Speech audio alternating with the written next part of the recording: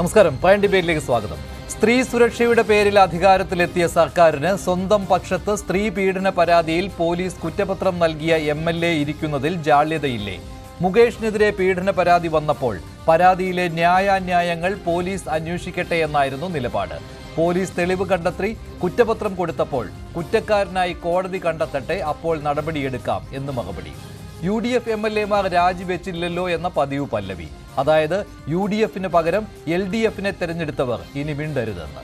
ധാർമ്മികത ഞങ്ങൾക്ക് തോന്നുന്ന വിഷയങ്ങളിൽ മാത്രം, അതിന്റെ തോത് ഞങ്ങളുടെ കോടതി തീരുമാനിക്കും. നിയമത്തെക്കാൾ ആദ്യം ധാർമ്മികത പ്രധാനമെന്ന് വീമ്പ് പറയുന്ന ഇടതുപക്ഷത്തിന് മുകേഷിനെ സംരക്ഷിക്കുന്നത് കളങ്കമാകില്ലേ? പ്രൈം ഡിബേറ്റ് ചർച്ച ചെയ്യും.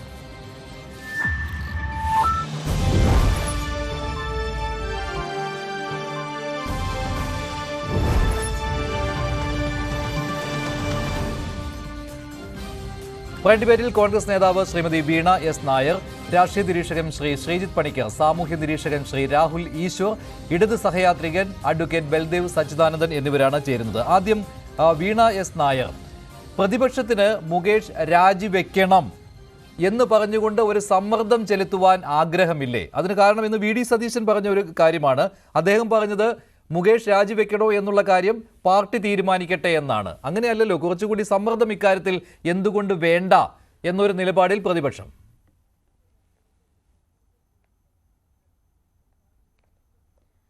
അല്ല, തീർച്ചയായും സ്ത്രീകളുമായിട്ട് ബന്ധപ്പെട്ട ഏത് വിഷയത്തിലും ഉറച്ച നിലപാടോടുകൂടി സീറോ ടോളറൻസുമായിട്ട് മുന്നോട്ട് പോകുന്ന ഒരു പാർട്ടി, അല്ലെങ്കിൽ അത്തരത്തിലുള്ള നിലപാടുകൾ എടുത്ത് പോകുന്ന ഒരു രാഷ്ട്രീയ പ്രസ്ഥാനമാണ് കോൺഗ്രസ്. ഈ സത്യത്തിൽ ഈ ശ്രീ മുകേഷുമായിട്ട് ബന്ധപ്പെട്ട വിവാദങ്ങൾ വരുന്ന സമയത്ത് ഞാനിങ്ങനെ ഒന്ന് രണ്ട് പേരുകൾ ഓർത്തു പോവുകയാണ്. അതിൽ ഒരാള് CPM-ന്റെ ഒരു വലിയൊരു താത്വിക ആചാര്യൻ, അദ്ദേഹം ഓട്ടോയിൽ യാത്ര ചെയ്തൊരു സ്ത്രീയെ കയറി പിടിച്ചെന്നോ മറ്റോ പറഞ്ഞിട്ട് അദ്ദേഹത്തിനെതിരെ നടപടികൾ എടുക്കുകയും അദ്ദേഹം വല്ലാത്ത ബുദ്ധിമുട്ടുകളിലൂടെ അത്തരത്തിലുള്ള ഫേസുകളിലൂടെ കടന്നു പോകുന്നത്, ഇത് ഞാൻ പറയുന്നത് ഒരു 88-89 കാലഘട്ടത്തിലാണ്. അങ്ങനെ കടന്നു പോകുന്നൊരു സാഹചര്യം ഉണ്ടായിട്ടുണ്ട്. മറ്റൊരു CPM നേതാവ്, അദ്ദേഹം സെൻട്രൽ കമ്മിറ്റി അംഗമായിരുന്നു. അദ്ദേഹത്തിന്റെ പേര് ശ്രീ വരദരാജൻ എന്നാണ്. അദ്ദേഹത്തിന്റെ ജീവിതത്തിൽ സംഭവിച്ച കാര്യങ്ങൾ അങ്ങേപ്പോലുള്ള മുതിർന്ന മാധ്യമ പ്രവർത്തകർക്കടക്കം ഓർമ്മയുണ്ടാകും. അദ്ദേഹം SMS അയച്ചു എന്ന് പറഞ്ഞൊക്കെ ഉള്ള ചില വിവാദങ്ങൾ ഉണ്ടായി. ഒടുവിൽ അദ്ദേഹം ആത്മഹത്യ ചെയ്യുന്നൊരു സാഹചര്യത്തിലേക്കാണ് എത്തിപ്പെട്ടത്. അത് അവിടെയും പാർട്ടി അദ്ദേഹത്തെ പദവികളിൽ നിന്നൊക്കെ ഒഴിവാക്കുന്ന സാഹചര്യവും ഒക്കെ ഉണ്ടായി. ഈ CKP പത്മനാഭൻ എന്ന് പറയുന്ന നേതാവ്, അദ്ദേഹം ഈ അടുത്ത കാലത്താണ് ഒരു പ്രാദേശിക ചാനലിന് എന്റെ ജീവിതം തകർത്തത് എന്താണ് എന്നുള്ളതിനെ കുറിച്ച്, അദ്ദേഹത്തിന്റെ ജീവിതം തകർത്തത് എന്താണെന്നുള്ളതിനെ കുറിച്ച് അദ്ദേഹം പറഞ്ഞത്. അപ്പം നമ്മള് ഏത് പ്രസ്ഥാനമായാലും ഞാൻ വിശ്വസിക്കുന്നത് ഈ സ്ത്രീകളുമായി ബന്ധപ്പെട്ട വിഷയങ്ങൾ വരുമ്പോൾ സീറോ ടോളറൻസുമായിട്ട് തന്നെയാണ് മുന്നോട്ട് പോകേണ്ടത്. ആ തരത്തിൽ തന്നെയാണ് എല്ലാ കാലത്തും കോൺഗ്രസ് നേതാക്കളുടെ, നമ്മളെ നയിക്കുന്ന നേതാക്കളുടെ നിലപാടും എന്നുള്ളത് തന്നെയാണ് ഞാൻ ഉറച്ച് വിശ്വസിക്കുന്നത്. ഇപ്പോൾ കോൺഗ്രസ് രാജി ശക്തമായി ആവശ്യപ്പെടണ്ടേ എന്ന് ചോദിച്ചു കഴിഞ്ഞാൽ, ധാർമ്മികത എന്ന് പറയുന്ന ഒരു കാര്യമുണ്ട് എങ്കിൽ, അല്പമെങ്കിലും വ്യക്തിത്വം എന്ന് പറയുന്ന ഒരു കാര്യമുണ്ട് എങ്കിൽ MLA സ്ഥാനത്ത് അദ്ദേഹം തുടരാൻ പാടില്ല എന്നുള്ളത് തന്നെയാണ് അതിന്റെ അർത്ഥം. പക്ഷെ ഞാൻ പറയട്ടെ, ഇപ്പൊ ഭരണപക്ഷത്തെ ഒരു MLA ആണ്, ഭരണപക്ഷത്തെ MLA എന്ന് പറയുന്ന വലിയ പ്രിവിലേജുകൾ വഹിക്കുന്ന, അല്ലെങ്കിൽ ആ പ്രിവിലേജുകളുമായിട്ട് സഞ്ചരിച്ചു കൊണ്ടിരിക്കുന്ന ഒരാളാണ് ശ്രീ മുകേഷ്. അദ്ദേഹത്തിന്റെ പാർട്ടി നൽകുന്ന പിന്തുണ നിങ്ങളൊന്ന് ആലോചിച്ച് നോക്കിയേ.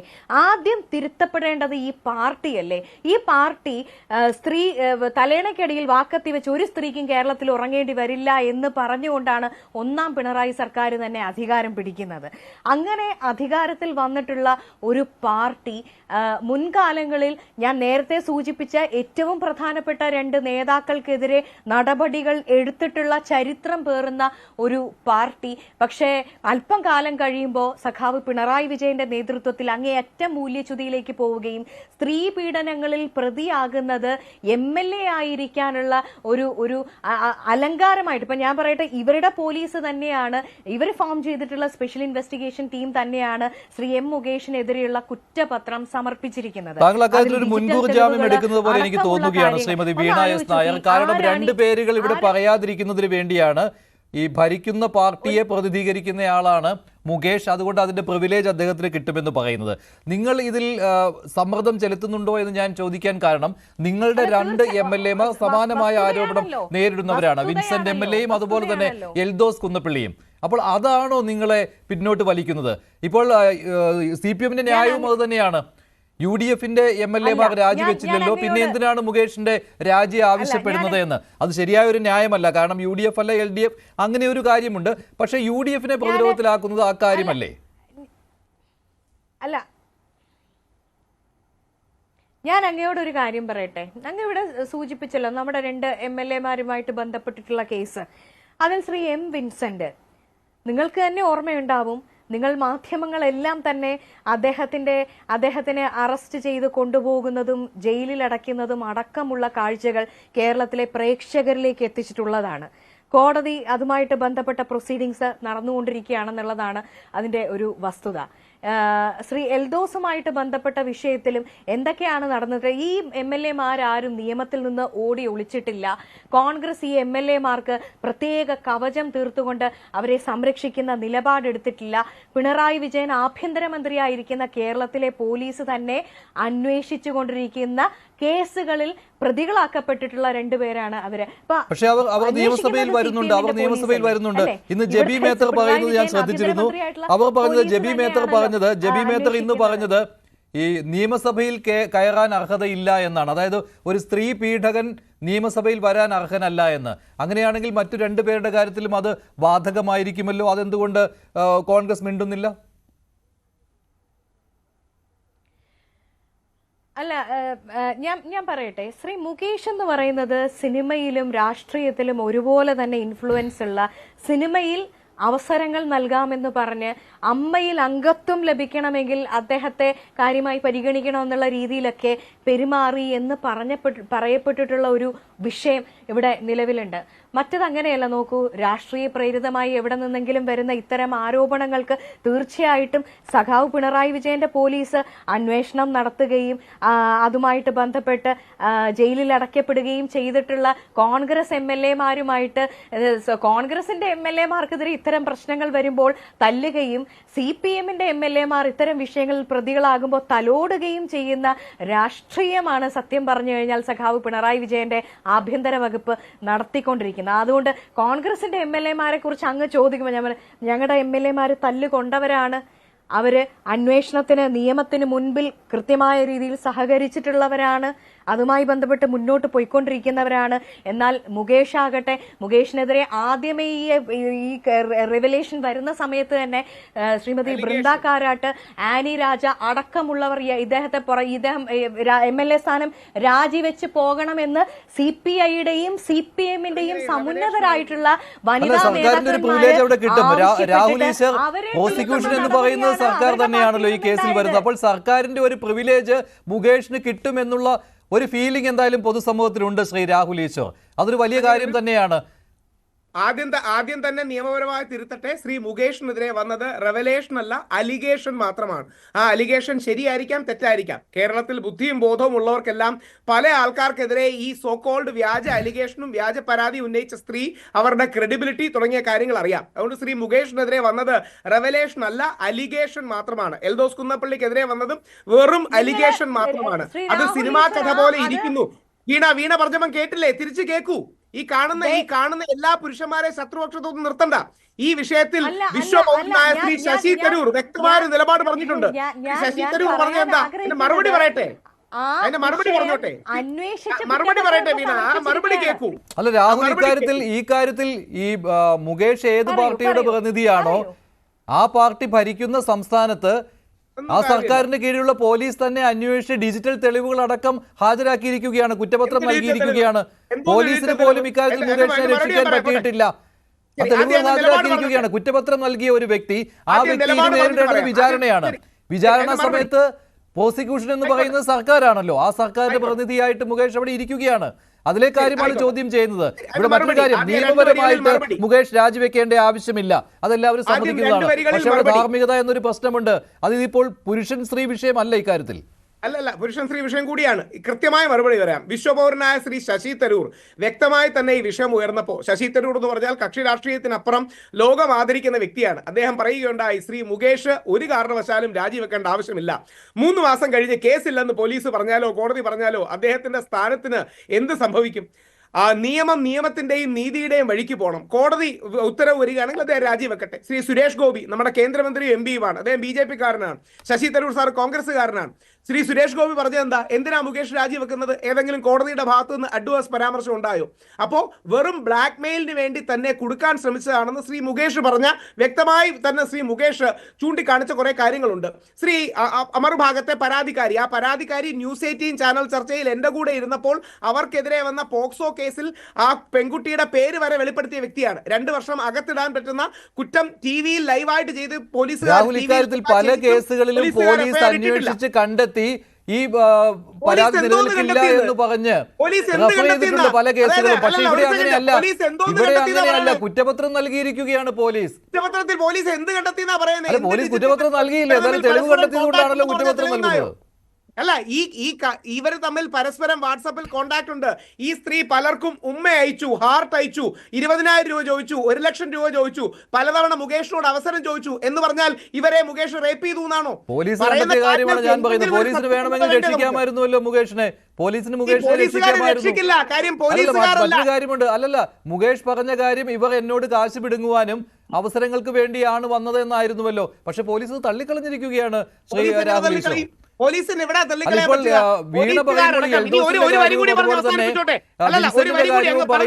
രാഷ്ട്രീയ പ്രേരിതമാണെന്ന് വേണമെങ്കിൽ അനുവദിക്കുന്നില്ല. വരി മാത്രം പറഞ്ഞ് അവസാനിപ്പിക്കാം. ഈ വിഷയത്തിൽ ശ്രീ മുകേഷിന് കേരളീയ സമൂഹം മുഴുവൻ പിന്തുണ കൊടുക്കേണ്ടത് ഓരോ പുരുഷന്റെയും ഓരോ മനുഷ്യന്റെയും ആവശ്യമാണ്. ഒരു ഭരണകക്ഷി MLAക്ക് നീതി കിട്ടിയില്ലെങ്കിൽ നമ്മളെ പോലെ സാധാരണ ആൾക്കാർക്ക് നീതി കിട്ടുമോ? അതായത് എൽദോസ് കുന്നപ്പള്ളിക്കാകട്ടെ ശ്രീ മുകേഷിനാകട്ടെ ഇവർക്കടക്കം നീതി കിട്ടിയില്ലെങ്കിൽ ഈ നാട്ടിലെ സാധാരണക്കാരന് നീതി കിട്ടുമോ?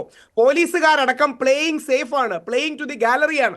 കോടതിയുടെ അഡ്വേഴ്സ് പരാമർശം, കോടതി മുകേഷ് രാജിവെക്കണമെന്നോ മുകേഷ് കുറ്റക്കാരനാണെന്നോ പറയുകയാണെങ്കിൽ അദ്ദേഹം രാജിവെക്കണം. അതുവരെ ശ്രീ മുകേഷിന് മാറി നിൽക്കാനുള്ള ഒരു നിയമപരമായ ബാധ്യതയും ഇല്ല. പ്രത്യേകിച്ച് ഇത്രയും വ്യാജ പരാതി കൊടുക്കുന്ന സ്ത്രീയുടെ പരാതിയിൽ കൂടി പലർക്കെതിരെ താങ്കളിലേക്ക് വരാം. ശ്രീ പണിക്കർ, ഇടതുപക്ഷം എന്ന് പറയുന്നത് സ്ത്രീപക്ഷത്ത് നിൽക്കുന്ന ഒരു പ്രസ്ഥാനമാണെന്നാണല്ലോ. അതുപോലെ തന്നെ ധാർമ്മികതയ്ക്ക് നിയമത്തെക്കാൾ മുകളിലായിട്ട്, നിയമം പാലിക്കുന്നതിന് മുൻപ് തന്നെ, നിയമം അനുശാസിക്കുന്നതിന് മുൻപ് തന്നെ ധാർമ്മികത പാലിക്കാൻ ബാധ്യസ്ഥരാണ് എന്ന് പറയാറുള്ള പ്രസ്ഥാനമാണ്. അതുകൊണ്ടാണ് ഈ ചോദ്യം ഉയരുന്നത് കേട്ടോ. ഇപ്പോൾ UDFന്റെ കാര്യത്തിൽ ഇത്രയും ശക്തമായിട്ട് വരില്ല, പക്ഷേ LDFന്റെ കാര്യത്തിൽ അങ്ങനെയാണ്. അപ്പോൾ CPM എടുത്തിരിക്കുന്ന ഈ നിലപാട് ശരിയാണോ ശ്രീ പണിക്കർ? ഇത് ഞാൻ കരുതുന്നത് ഇത് പുരുഷനും സ്ത്രീയും തമ്മിലുള്ള പ്രശ്നവും വലിയൊരു സാമൂഹ്യ പ്രശ്നവും വലിയൊരു ധാർമ്മിക പ്രശ്നവുമാണ് എന്ന് തന്നെയാണ്. അല്ലാതെ ഇത് കക്ഷി രാഷ്ട്രീയത്തിൻ്റെ ഒരു പ്രശ്നമാണ് എന്ന് ഞാൻ കരുതുന്നില്ല. അതുകൊണ്ട് തന്നെ എനിക്ക് അല്പം മുമ്പ് സംസാരിച്ച ശ്രീമതി വീണ നായരോട് വിയോജിക്കേണ്ടി വരുന്നുണ്ട്. കാരണം മുകേഷിൻ്റെ കാര്യത്തിൽ നമുക്ക് തീർച്ചയായിട്ടും അതൊരു ധാർമ്മികത മുൻനിർത്തി അദ്ദേഹം രാജിവെക്കേണ്ടതാണ് എന്ന് പറയുകയും, എന്നാൽ സ്വന്തം പാർട്ടിയിലുള്ള 2 നേതാക്കന്മാർ, അതും സിറ്റിംഗ് MLAമാരായിട്ടുള്ള 2 ആൾക്കാർ, അവർ ഇത്തരത്തിലുള്ള ആരോപണം നേരിടുന്ന സമയത്ത് അവർ നിയമത്തിന് മുന്നിൽ വന്നതല്ലേ, ഒളിച്ചോടിയില്ലല്ലോ എന്ന് പറയുന്നതും ശരിയായ നിലപാടല്ല. അങ്ങനെയാണെങ്കിൽ മുകേഷ് ഒളിച്ചോടിയിട്ടില്ല. മുകേഷ് എവിടെ ഒളിച്ചോടി? അദ്ദേഹം ഇവിടെ തന്നെ ഉണ്ട്. അപ്പോൾ അതിനർത്ഥം ഈ 3 ആൾക്കാരും 3 വ്യത്യസ്തമായിട്ടുള്ള ആരോപണങ്ങൾ. ഇതിൻ്റെ സത്യാവസ്ഥ ഈ ചർച്ചയിലുള്ള, ഈ പാനലുള്ള ആർക്കും നേരിട്ട് അറിയുന്നതല്ല. അതുകൊണ്ട് തന്നെ ഇതിൽ വ്യവസ്ഥാപിതമായിട്ടുള്ള ഒരു മാർഗമുണ്ട്. ആ മാർഗം അനുസരിച്ച് ഇത് അന്വേഷിക്കണം. അന്വേഷിച്ചതിന് ശേഷം കുറ്റക്കാരാണെങ്കിൽ ശിക്ഷ ഉണ്ടാകണം, നടപടിയെടുക്കണം. പക്ഷെ ആ സമയത്ത് ധാർമ്മികത എന്ന് പറയുന്നത് ഏതെങ്കിലും ഒരു പാർട്ടിക്ക് മാത്രമായിട്ട് ഉണ്ടാകേണ്ടുന്ന ഒന്നല്ല. അതായത് ഭരണത്തിലിരിക്കുന്നത് CPM ആണ്. അതുകൊണ്ട് തന്നെ ഭരണത്തിനെ കൂടുതൽ സ്വാധീനിക്കാനായിട്ട് കഴിയും. പ്രതിപക്ഷ MLAയേക്കാൾ കൂടുതൽ സ്വാധീന ശക്തി എവിടെയാണെങ്കിൽ അദ്ദേഹത്തിനാണ്, എങ്കിൽ കൂടുതൽ ധാർമ്മികത അദ്ദേഹത്തിനാണ് എന്നുള്ള ഒരു വാദത്തിനോട് എനിക്ക് യോജിപ്പേയില്ല. ഇവിടെ കോൺഗ്രസ് മുകേഷ് രാജിവെക്കണമെന്ന് പറയുന്നുണ്ടെങ്കിൽ ആദ്യം അവരുടെ ഭാഗത്തുള്ള സമാനമായിട്ടുള്ള ആരോപണം നേരിടുന്ന, അതിൻ്റെ നിയമവ്യവസ്ഥകളുമായി ഒത്തുപോകുന്ന 2 ആൾക്കാരോട് ആദ്യം മാറി നിൽക്കാനായിട്ട് ആവശ്യപ്പെട്ടതിന് ശേഷം മാത്രമേ ആവശ്യപ്പെടാൻ കഴിയൂ. കാരണം ഞാൻ ഈ വിഷയത്തിൽ കാണുന്നത് സ്ത്രീ പുരുഷ ധാർമ്മികത എന്നുള്ള ഒരൊറ്റ ധാർമ്മികത മാത്രമാണ്. അതല്ലാതെ CPMന് ഒരു ധാർമ്മികത, കോൺഗ്രസിന് ലേശം കുറഞ്ഞ ഒരു ധാർമ്മികത അങ്ങനെ ഉണ്ടെന്ന് ഞാൻ കരുതുന്നില്ല. ഇനി ഈ വിഷയത്തിലേക്ക് മാത്രം വന്നു കഴിഞ്ഞാൽ നമ്മൾ ആലോചിക്കേണ്ടത് ഈ റെവലേഷൻസ് വന്നിരിക്കുന്ന, അല്ലെങ്കിൽ ശ്രീ രാഹുൽ പറഞ്ഞതുപോലെ ഈ അലഗേഷൻസ് വന്നിരിക്കുന്നത് ഏത് സാഹചര്യത്തിലാണ്? ഇത് വന്നിരിക്കുന്നത് മുഴുവൻ ഹേമ കമ്മിറ്റി റിപ്പോർട്ട് ഇവിടെ സമർപ്പിക്കപ്പെട്ടതിന് ശേഷം അതുമായി ബന്ധപ്പെട്ട് കുറേ വിവാദങ്ങൾ ഉണ്ടാകുന്നു. അതിൽ പാർഷ്യലായിട്ടാണെങ്കിലും കുറേ കാര്യങ്ങളെല്ലാം പുറത്തു വരുന്നു. ആ സമയത്ത് അതിൽ ഉൾപ്പെട്ടതല്ല എങ്കിൽ പോലും സിനിമാ മേഖലയുമായി ബന്ധപ്പെട്ട കുറേയധികം ആരോപണങ്ങൾ ഉണ്ടാകുന്നതിൻ്റെ ഭാഗമായിട്ടാണ് ശ്രീ മുകേഷിനെതിരെ ആരോപണം ഉണ്ടായിരിക്കുന്നത്. ഞാൻ പറഞ്ഞത് സംസ്ഥാന സർക്കാരിൻ്റെ ധാർമ്മികതയെപ്പറ്റി മാത്രം നമ്മൾ പറഞ്ഞോളൂ, അല്ലെങ്കിൽ CPM-ന്റെ ധാർമ്മികതയെപ്പറ്റി പറഞ്ഞോളൂ. ആ സമയത്ത് അന്ന് മുതൽ ഇന്ന് വരെ ഇടതുപക്ഷത്ത് നിന്ന് നമ്മുടെ മന്ത്രിമാരായിക്കോട്ടെ, CPM-ന്റെ നേതാക്കന്മാരായിക്കോട്ടെ, മുഖ്യമന്ത്രി ആയിക്കോട്ടെ പറഞ്ഞത് എന്താണ്? സർക്കാരിന് ഈ വിഷയത്തിൽ മറയ്ക്കാനൊന്നുമില്ല, കുറ്റം ചെയ്ത ആൾക്കാരെ രക്ഷിക്കുന്ന നിലപാടില്ല. എന്നിട്ട് ആ കമ്മിറ്റി റിപ്പോർട്ടിനെ തുടർന്നുണ്ടായ കോലാഹലങ്ങളുടെ ഭാഗമായിട്ട് ശ്രീ മുകേഷിനെതിരെ കേസ് വരുന്നു. ആ കേസിൽ അദ്ദേഹത്തിന് ഇപ്പോൾ കേസ് വരുന്ന സമയത്ത് കേസേ ഉള്ളൂ എന്ന് പറയാം, പോലീസ് അന്വേഷിക്കുകയാണ്. പക്ഷേ ഇപ്പോൾ അദ്ദേഹത്തിൻ്റെ ഭാഗത്ത് കുറ്റമുണ്ട് എന്ന രീതിയിലത്തേക്ക് കുറ്റപത്രം സമർപ്പിക്കപ്പെട്ടു എന്നാണ് നമ്മൾ വാർത്തകളിൽ നിന്ന് മനസ്സിലാക്കുന്നത്. അങ്ങനെയാണ് എങ്കിൽ സർക്കാരിൻ്റെ നേരത്തെ പറഞ്ഞിരുന്ന നിലപാട് എവിടെ എന്നുള്ളതാണ് ചോദ്യം. അതായത് കുറ്റപത്രം, പോലീസ് തന്നെ ഇദ്ദേഹത്തിൻ്റെ ഭാഗത്ത് കുറ്റമുണ്ട് എന്ന് കുറ്റപത്രം സമർപ്പിക്കപ്പെട്ടിരിക്കുന്ന ഒരാൾ ഇനി അധികാര സ്ഥാനത്ത് തുടരട്ടെ എന്ന് തീരുമാനിച്ചാൽ, നേരത്തെ പറഞ്ഞിരുന്ന പോലെ സർക്കാരിനെ മറയ്ക്കാനൊന്നുമില്ല, കുറ്റം ചെയ്ത ആൾക്കാരെ രക്ഷിക്കാനായിട്ട് സർക്കാർ ശ്രമിക്കുകയില്ല എന്ന് പറയുന്നതിൽ എന്താണ് അർത്ഥം എന്നുള്ളത് ഒരു വശം. രണ്ട്, നമ്മളിവിടെ ശ്രീമതി സതീദേവിയുടെ പ്രസ്താവന കണ്ടു. ധാർമ്മികത എന്ന് പറയുന്നത് ഓരോരുത്തരുടേതുമാണ്. അപ്പോൾ എന്താണ്, 2 കൊല്ലം കഴിഞ്ഞ് ശിക്ഷിച്ചാൽ, 2 കൊല്ലമെങ്കിലും ശിക്ഷിച്ചാൽ മാത്രമേ രാജിവെക്കേണ്ടതുള്ളൂ എന്നാണ് പറയുന്നത്. നോക്കൂ, ഇത് പറയുന്നത് ആരാണ്? നമ്മുടെ ഈ നാട്ടിലുള്ള വനിതകളെയൊക്കെ സംരക്ഷിക്കാൻ വേണ്ടിയുള്ള ഒരു കമ്മിറ്റിയുടെ ഭാഗമായിരിക്കുന്ന ഒരാളിന് രാഷ്ട്രീയമായിട്ട് ഒരു പ്രസ്താവന നടത്താനായിട്ട് എങ്ങനെയാണ് കഴിയുക? അവിടെ ഇരിക്കുന്നത് എന്തിൻ്റെ പേരിലാണ്? വനിതകളെ സംരക്ഷിക്കുക എന്നതിൻ്റെ പേരിലാണ്. അല്ലാതെ അവിടെ വരുന്ന വേട്ടക്കാരൻ, അല്ലെങ്കിൽ സോക്കോൾഡ് വേട്ടക്കാരൻ, അല്ലെങ്കിൽ വേട്ടക്കാരൻ എന്ന് ആരോപിക്കപ്പെടുന്ന വ്യക്തിയുടെ രാഷ്ട്രീയം എന്താണ് എന്നത് നോക്കിയതിന് ശേഷമല്ല നിലപാട് പറയേണ്ടത്. അപ്പോൾ അതിൽ തന്നെ പറയുന്ന കാര്യമുണ്ട്. ഒന്ന്, ശിക്ഷിച്ചാൽ മാത്രം പോരാ കേട്ടോ, 2 കൊല്ലമെങ്കിലും ശിക്ഷിക്കപ്പെട്ടെങ്കിൽ മാത്രമേ ഈ MLA സ്ഥാനം രാജിവെക്കേണ്ട ആവശ്യമുള്ളൂ എന്നാണ് പറയുന്നത്. അപ്പോൾ ഇപ്പോൾ വിചാരണ ഘട്ടത്തിലേക്ക് കടക്കുന്ന ഒരു കേസ്, കുറ്റപത്രം സമർപ്പിച്ചിരിക്കുന്ന കേസിൽ ഇനി എത്ര വരെ മുകേഷിന് പോകാമെന്നാണ് ശ്രീമതി സതീദേവി പറയുന്നതെന്ന് ആലോചിച്ച് നോക്കൂ. 2 വർഷമെങ്കിലും ശിക്ഷിക്കപ്പെട്ടാൽ, അതായത് ട്രയൽ കഴിയുന്ന സമയത്ത് മുകേഷ് MLA ആയിട്ട് അവിടെ തുടരട്ടെ. ഇനി അതിനുശേഷം പെട്ടെന്ന് തന്നെ ഒരു വിധി ഉണ്ടെങ്കിൽ പോലും ആ വിധി 2 വർഷത്തിൽ താഴെയാണ് എങ്കിൽ അത് വേണ്ട. ഇനി അതിന് മുകളിലേക്ക് എന്തെങ്കിലും വേണമെങ്കിൽ അത് ആരുടെ ധാർമ്മികതയാണ്? CPM-ന്റെ ധാർമ്മികതയല്ല, സർക്കാരിൻ്റെ ധാർമ്മികതയല്ല, മറിച്ച് മുകേഷ് എന്ന വ്യക്തിയുടെ ധാർമ്മികത. അപ്പോൾ എത്ര ധാർമ്മികതയുണ്ട് ശ്രീ മഞ്ജുഷ്? ഇതൊരു പ്രധാനപ്പെട്ട പ്രശ്നമാണ്. അടുത്തത്, CPM-ന്റെ ധാർമ്മികത എവിടെയാണ്? ഇപ്പം നമ്മൾ അങ്ങനെ ആലോചിക്കണ്ടേ? CPM-ന് ഒരു ധാർമ്മികതയുണ്ട്, ഭരണഘടനയ്ക്ക് ഒരു ധാർമ്മികതയുണ്ട്. മുമ്പ് ഇപ്പോൾ എൽദോസ് കുന്നപ്പള്ളിയുടെ വിഷയം ഇവിടെ ചർച്ച ചെയ്തുകൊണ്ട് പറയാം. എൽദോസ് കുന്നപ്പള്ളിയുടെ കേസ് വരുന്ന സമയത്ത് CPM അദ്ദേഹത്തിൻ്റെ രാജി ആവശ്യപ്പെട്ടില്ല. അന്ന് അതുമായി ബന്ധപ്പെട്ട് നമ്മുടെ നാട്ടിലെ മാധ്യമങ്ങളെല്ലാം റിപ്പോർട്ട് ചെയ്തിരുന്ന ഒരു കാര്യമുണ്ട്. 2 രീതികളിലാണത്. ഒന്ന്, കോൺഗ്രസിൻ്റെ ധാർമ്മികതയ്ക്ക് അനുസൃതമായ തീരുമാനം എടുക്കട്ടെ എന്നതാണ് CPM-ന്റെ നിലപാട് എന്നാണ് നമ്മുടെ നാട്ടിലെ മാധ്യമങ്ങളെല്ലാം തന്നെ റിപ്പോർട്ട് ചെയ്തത്. അപ്പോൾ അങ്ങനെയാണ് എങ്കിൽ കോൺഗ്രസ് ഈ വിഷയത്തിൽ ധാർമ്മികമായിട്ടൊരു തീരുമാനമെടുക്കുന്നത് എൽദോസ് കുന്നപ്പള്ളി രാജിവെക്കണം എന്നായിരുന്നുവെങ്കിൽ അതേ ധാർമ്മികത ഇവിടെ CPM-ഉം പുലർത്തേണ്ടതില്ലേ? അവർ പറഞ്ഞില്ല എന്നുള്ളത് മാത്രമേ ഉള്ളൂ. രണ്ടാമത് മറ്റൊരു കാര്യം കൂടി അവർ പറഞ്ഞു. അതായത് എത്ര കാലം അദ്ദേഹം രാജിവെക്കാതിരിക്കുന്നോ അത്രത്തോളം CPM-ന് നല്ലതാണ്, കോൺഗ്രസ് കൂടുതൽ പ്രതിസന്ധിയിലേക്കാകുന്നു, ധാർമ്മികത ഇല്ലാത്തവരാണ് എന്ന രീതിയിലത്തേക്ക് വ്യാഖ്യാനിക്കപ്പെടും എന്ന്. ഞാൻ ചോദിക്കുന്നത്, അങ്ങനെയാണ് എങ്കിൽ നമ്മൾ ഈ പറയുന്ന വിചാരണ ഘട്ടത്തിൽ കഴിഞ്ഞ് അതിനുശേഷം വിധി പറയുന്ന ഘട്ടത്തിലേക്ക് വരെ മുകേഷ്, നമുക്ക് അറിയാം ഈ ഗവൺമെൻറ്റിൻ്റെ ടൈം എന്ന് പറയുന്നത് 2026 വരെയാണ് എന്നറിയാം. പക്ഷേ എങ്കിലും അതിനുള്ളിൽ ഇങ്ങനെ ഈ ഒരു കേസ് ഒരു ഫൈനാലിറ്റിയിലേക്ക് എത്തുന്ന രീതിയിലത്തേക്ക് വന്നാൽ അതുവരെയും അദ്ദേഹത്തിന് എക്സ്റ്റെൻഡ് ചെയ്യപ്പെടാവുന്ന രീതിയിലത്തേക്കുള്ള ഒരു ധാർമ്മികതയാണ് CPM-നുള്ളത് എങ്കിൽ അത് ആരെ ഗുണമായിട്ട് ബാധിക്കും?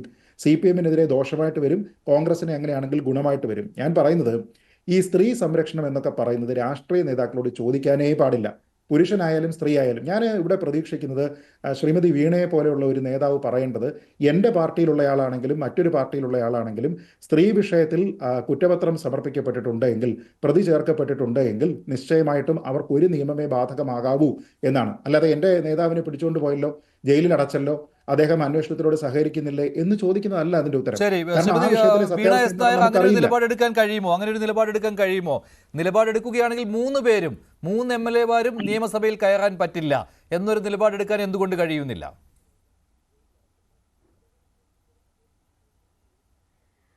അല്ല, ഞാൻ പറഞ്ഞ പോയിന്റിൽ തന്നെ ഉറച്ചു നിൽക്കുകയാണ്. കാരണം ഞാൻ അത് എന്റെ വ്യക്തമായ ബോധ്യത്തിന്റെ അടിസ്ഥാനത്തിലാണ് പറഞ്ഞിരിക്കുന്നത്.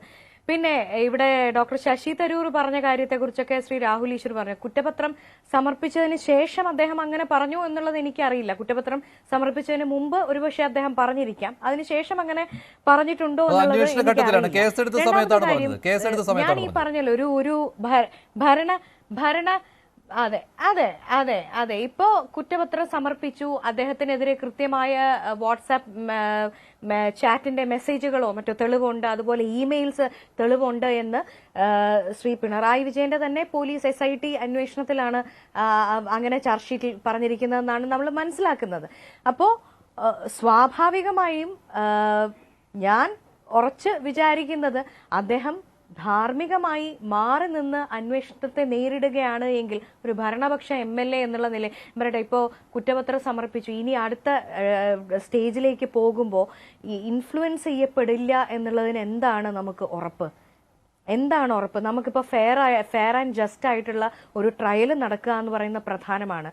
ഭരണപക്ഷത്തുള്ള ഒരു MLA പറഞ്ഞു, ഭരണപക്ഷത്തെ MLA ആയാലും പ്രതിപക്ഷത്തെ MLA ആയാലും എന്നൊക്കെ പറയുന്നു. പക്ഷെ ഭരണപക്ഷത്തെ MLA എന്ന് പറയുമ്പോൾ തീർച്ചയായും ഇവിടുത്തെ പോലീസ് സംവിധാനങ്ങളെ അടക്കം ഇൻഫ്ലുവൻസ് ചെയ്യാൻ ഇനി അങ്ങോട്ട് പോകുമ്പോഴും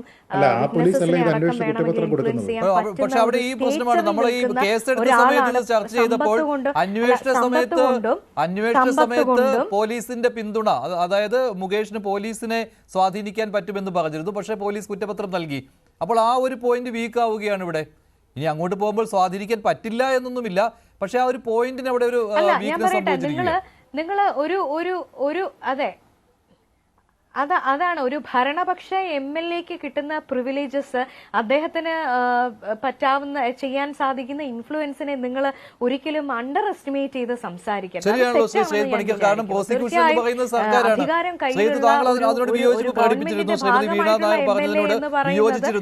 ആയിക്കോട്ടെ, അവിടെ ഒരു സർക്കാരിന്റെ പിന്തുണ എപ്പോഴും ഉറപ്പാണല്ലോ, കാരണം അത് ഇൻഡയറക്റ്റ് ആയിട്ട് നിൽക്കുകയാണ്. CPM തള്ളി പറഞ്ഞിട്ടില്ല, മുഖ്യമന്ത്രി തള്ളി പറഞ്ഞിട്ടില്ല. അല്ല നോക്കൂ, ഇത് ഏർലി സ്റ്റേജിൽ ഞാനൊരു കാര്യം പറയട്ടെ പറഞ്ഞോളൂ വീണോ.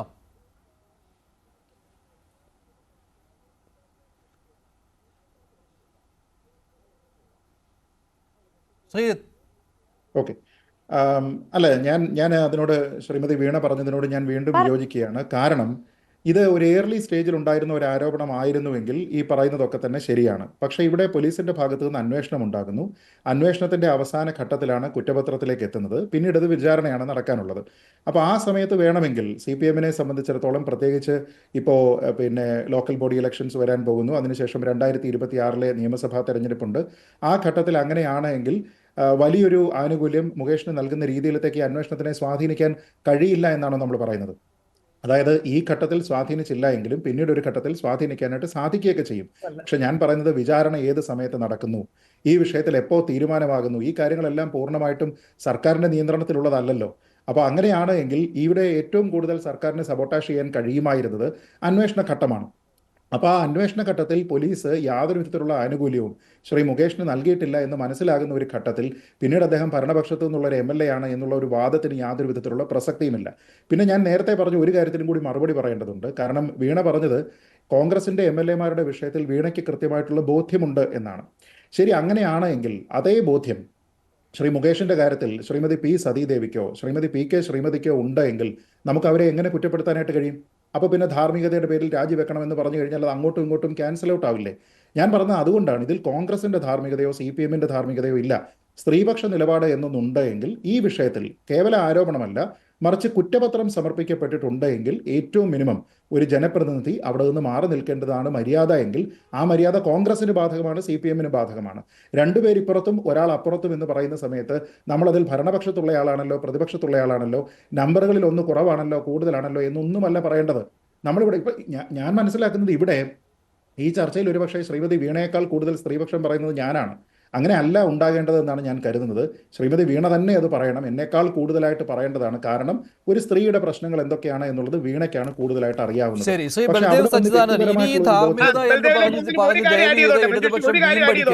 അല്ല, ധാർമ്മികത എന്ന് പറഞ്ഞ ഇടതുപക്ഷം വീമ്പടിക്കരുത്, UDF MLA-മാർ രാജിവെച്ചില്ലല്ലോ എന്നുള്ള ന്യായം പറയരുത്.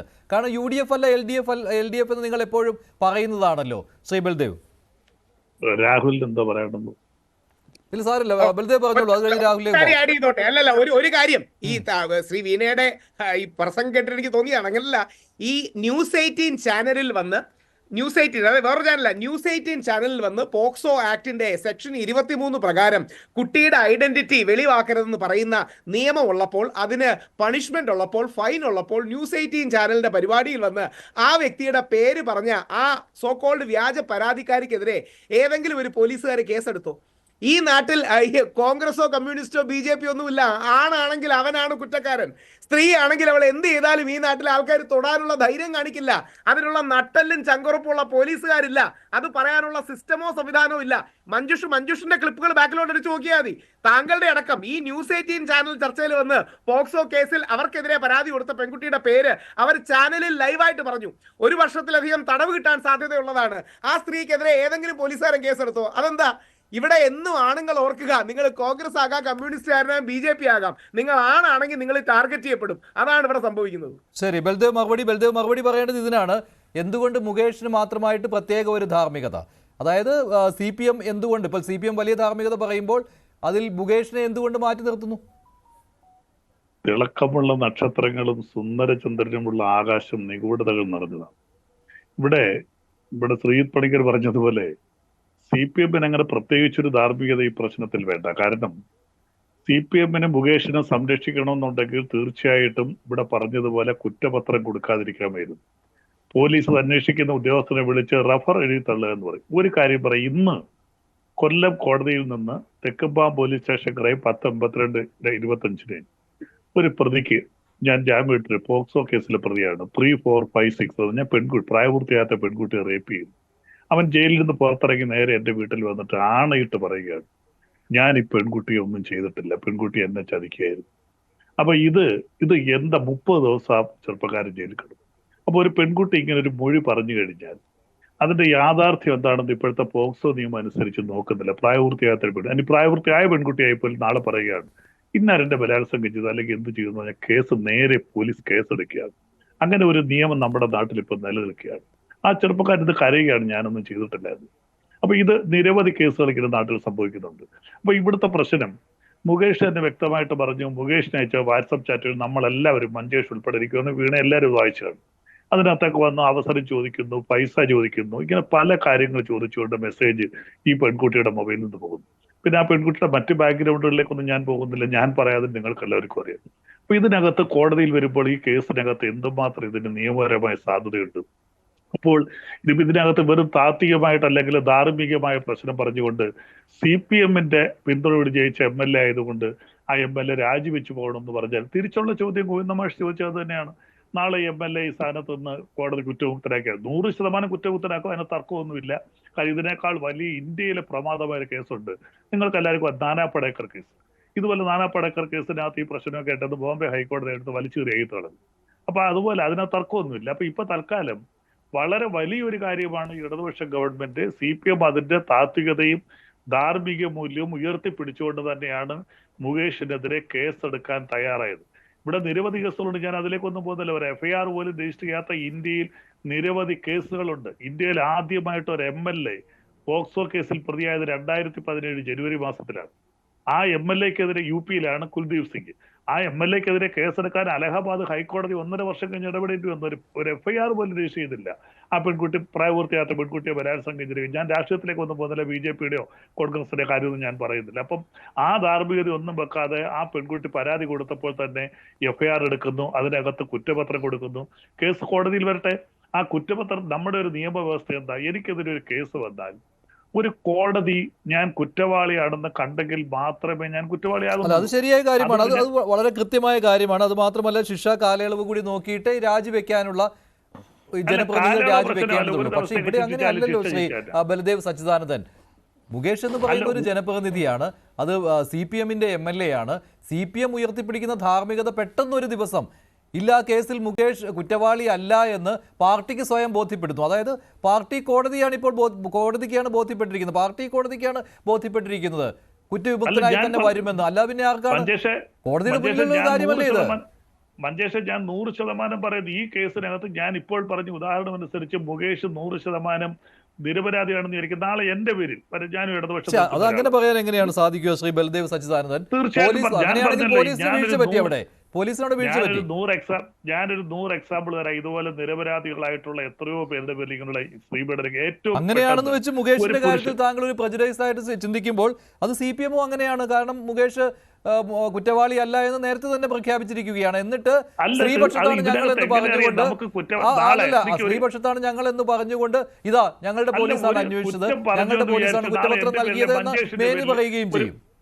അല്ല, ഒരു പെൺകുട്ടി ഒരു കുറ്റം ആരോപിച്ചു അല്ലെങ്കിൽ എന്നെ പീഡിപ്പിച്ചു എന്ന് പറഞ്ഞാൽ ഉടനെ അതിനകത്ത് എന്തെങ്കിലും യാഥാർത്ഥ്യമുണ്ടോ? ഇതിനകത്ത് എന്തൊക്കെയാണ് തെളിവുകൾ? കുറ്റപത്രം കൊടുക്കുന്നത് വേറെ കാര്യമാണ്. ഇത് കോടതിയാണ് തീരുമാനിക്കുന്നത്. കുറ്റപത്രത്തിനകത്തുള്ള സാധ്യത, ആ കുറ്റപത്രം കോടതി അംഗീകരിക്കണം. ആ കുറ്റപത്രം വായിച്ച അതിനകത്ത് കോടതിക്ക് കുറ്റപത്രം തള്ളിക്കളയാനൊക്കെയുള്ള അധികാരം കോടതിക്കുണ്ട്, ശരിയല്ലെന്നുണ്ടെങ്കിൽ. ആ കോടതിയാണ് തീരുമാനിക്കുന്നത്. അപ്പൊ ഇവിടെ വെറുതെ ഒരു ആരോപണം വന്നു കഴിഞ്ഞാൽ ഇവിടെ സിദ്ദിഖിന്റെ പ്രശ്നം നമുക്ക് വന്നില്ല. സിദ്ദിഖ് കോൺഗ്രസ്സുകാരനാണ്. സുപ്രീം കോടതി എന്താ പറഞ്ഞത്? ഈ 15 വർഷമായിട്ട് ഈ പെൺകുട്ടി അത് റേപ്പാണ്, എന്താണ് ചെയ്യുകയായിരുന്നു എന്നാണ് സുപ്രീം പല എവിഡൻസും മസ്കറ്റ് ഹോട്ടൽ ഉൾപ്പെടെ എവിഡൻസ് ആയിട്ട് ചെയ്തല്ലോ. ഇന്ത്യയിലെ പരമോന്നത ന്യായപീഠമല്ലേ സുപ്രീം കോടതി. സുപ്രീം കോടതി ജാമ്യം അനുവദിച്ചതല്ലോ. ഇവിടെ ജില്ലാ കോടതി ഹൈക്കോടതി ഒന്നും ആ കേസ് പരിഗണിച്ചില്ല, അറസ്റ്റ് ചെയ്യാൻ ചുറ്റി നടന്നു. ഇന്ത്യയിലെ ഏറ്റവും വലിയ പരമോന്നത ന്യായപീഠം പറഞ്ഞ എന്താ?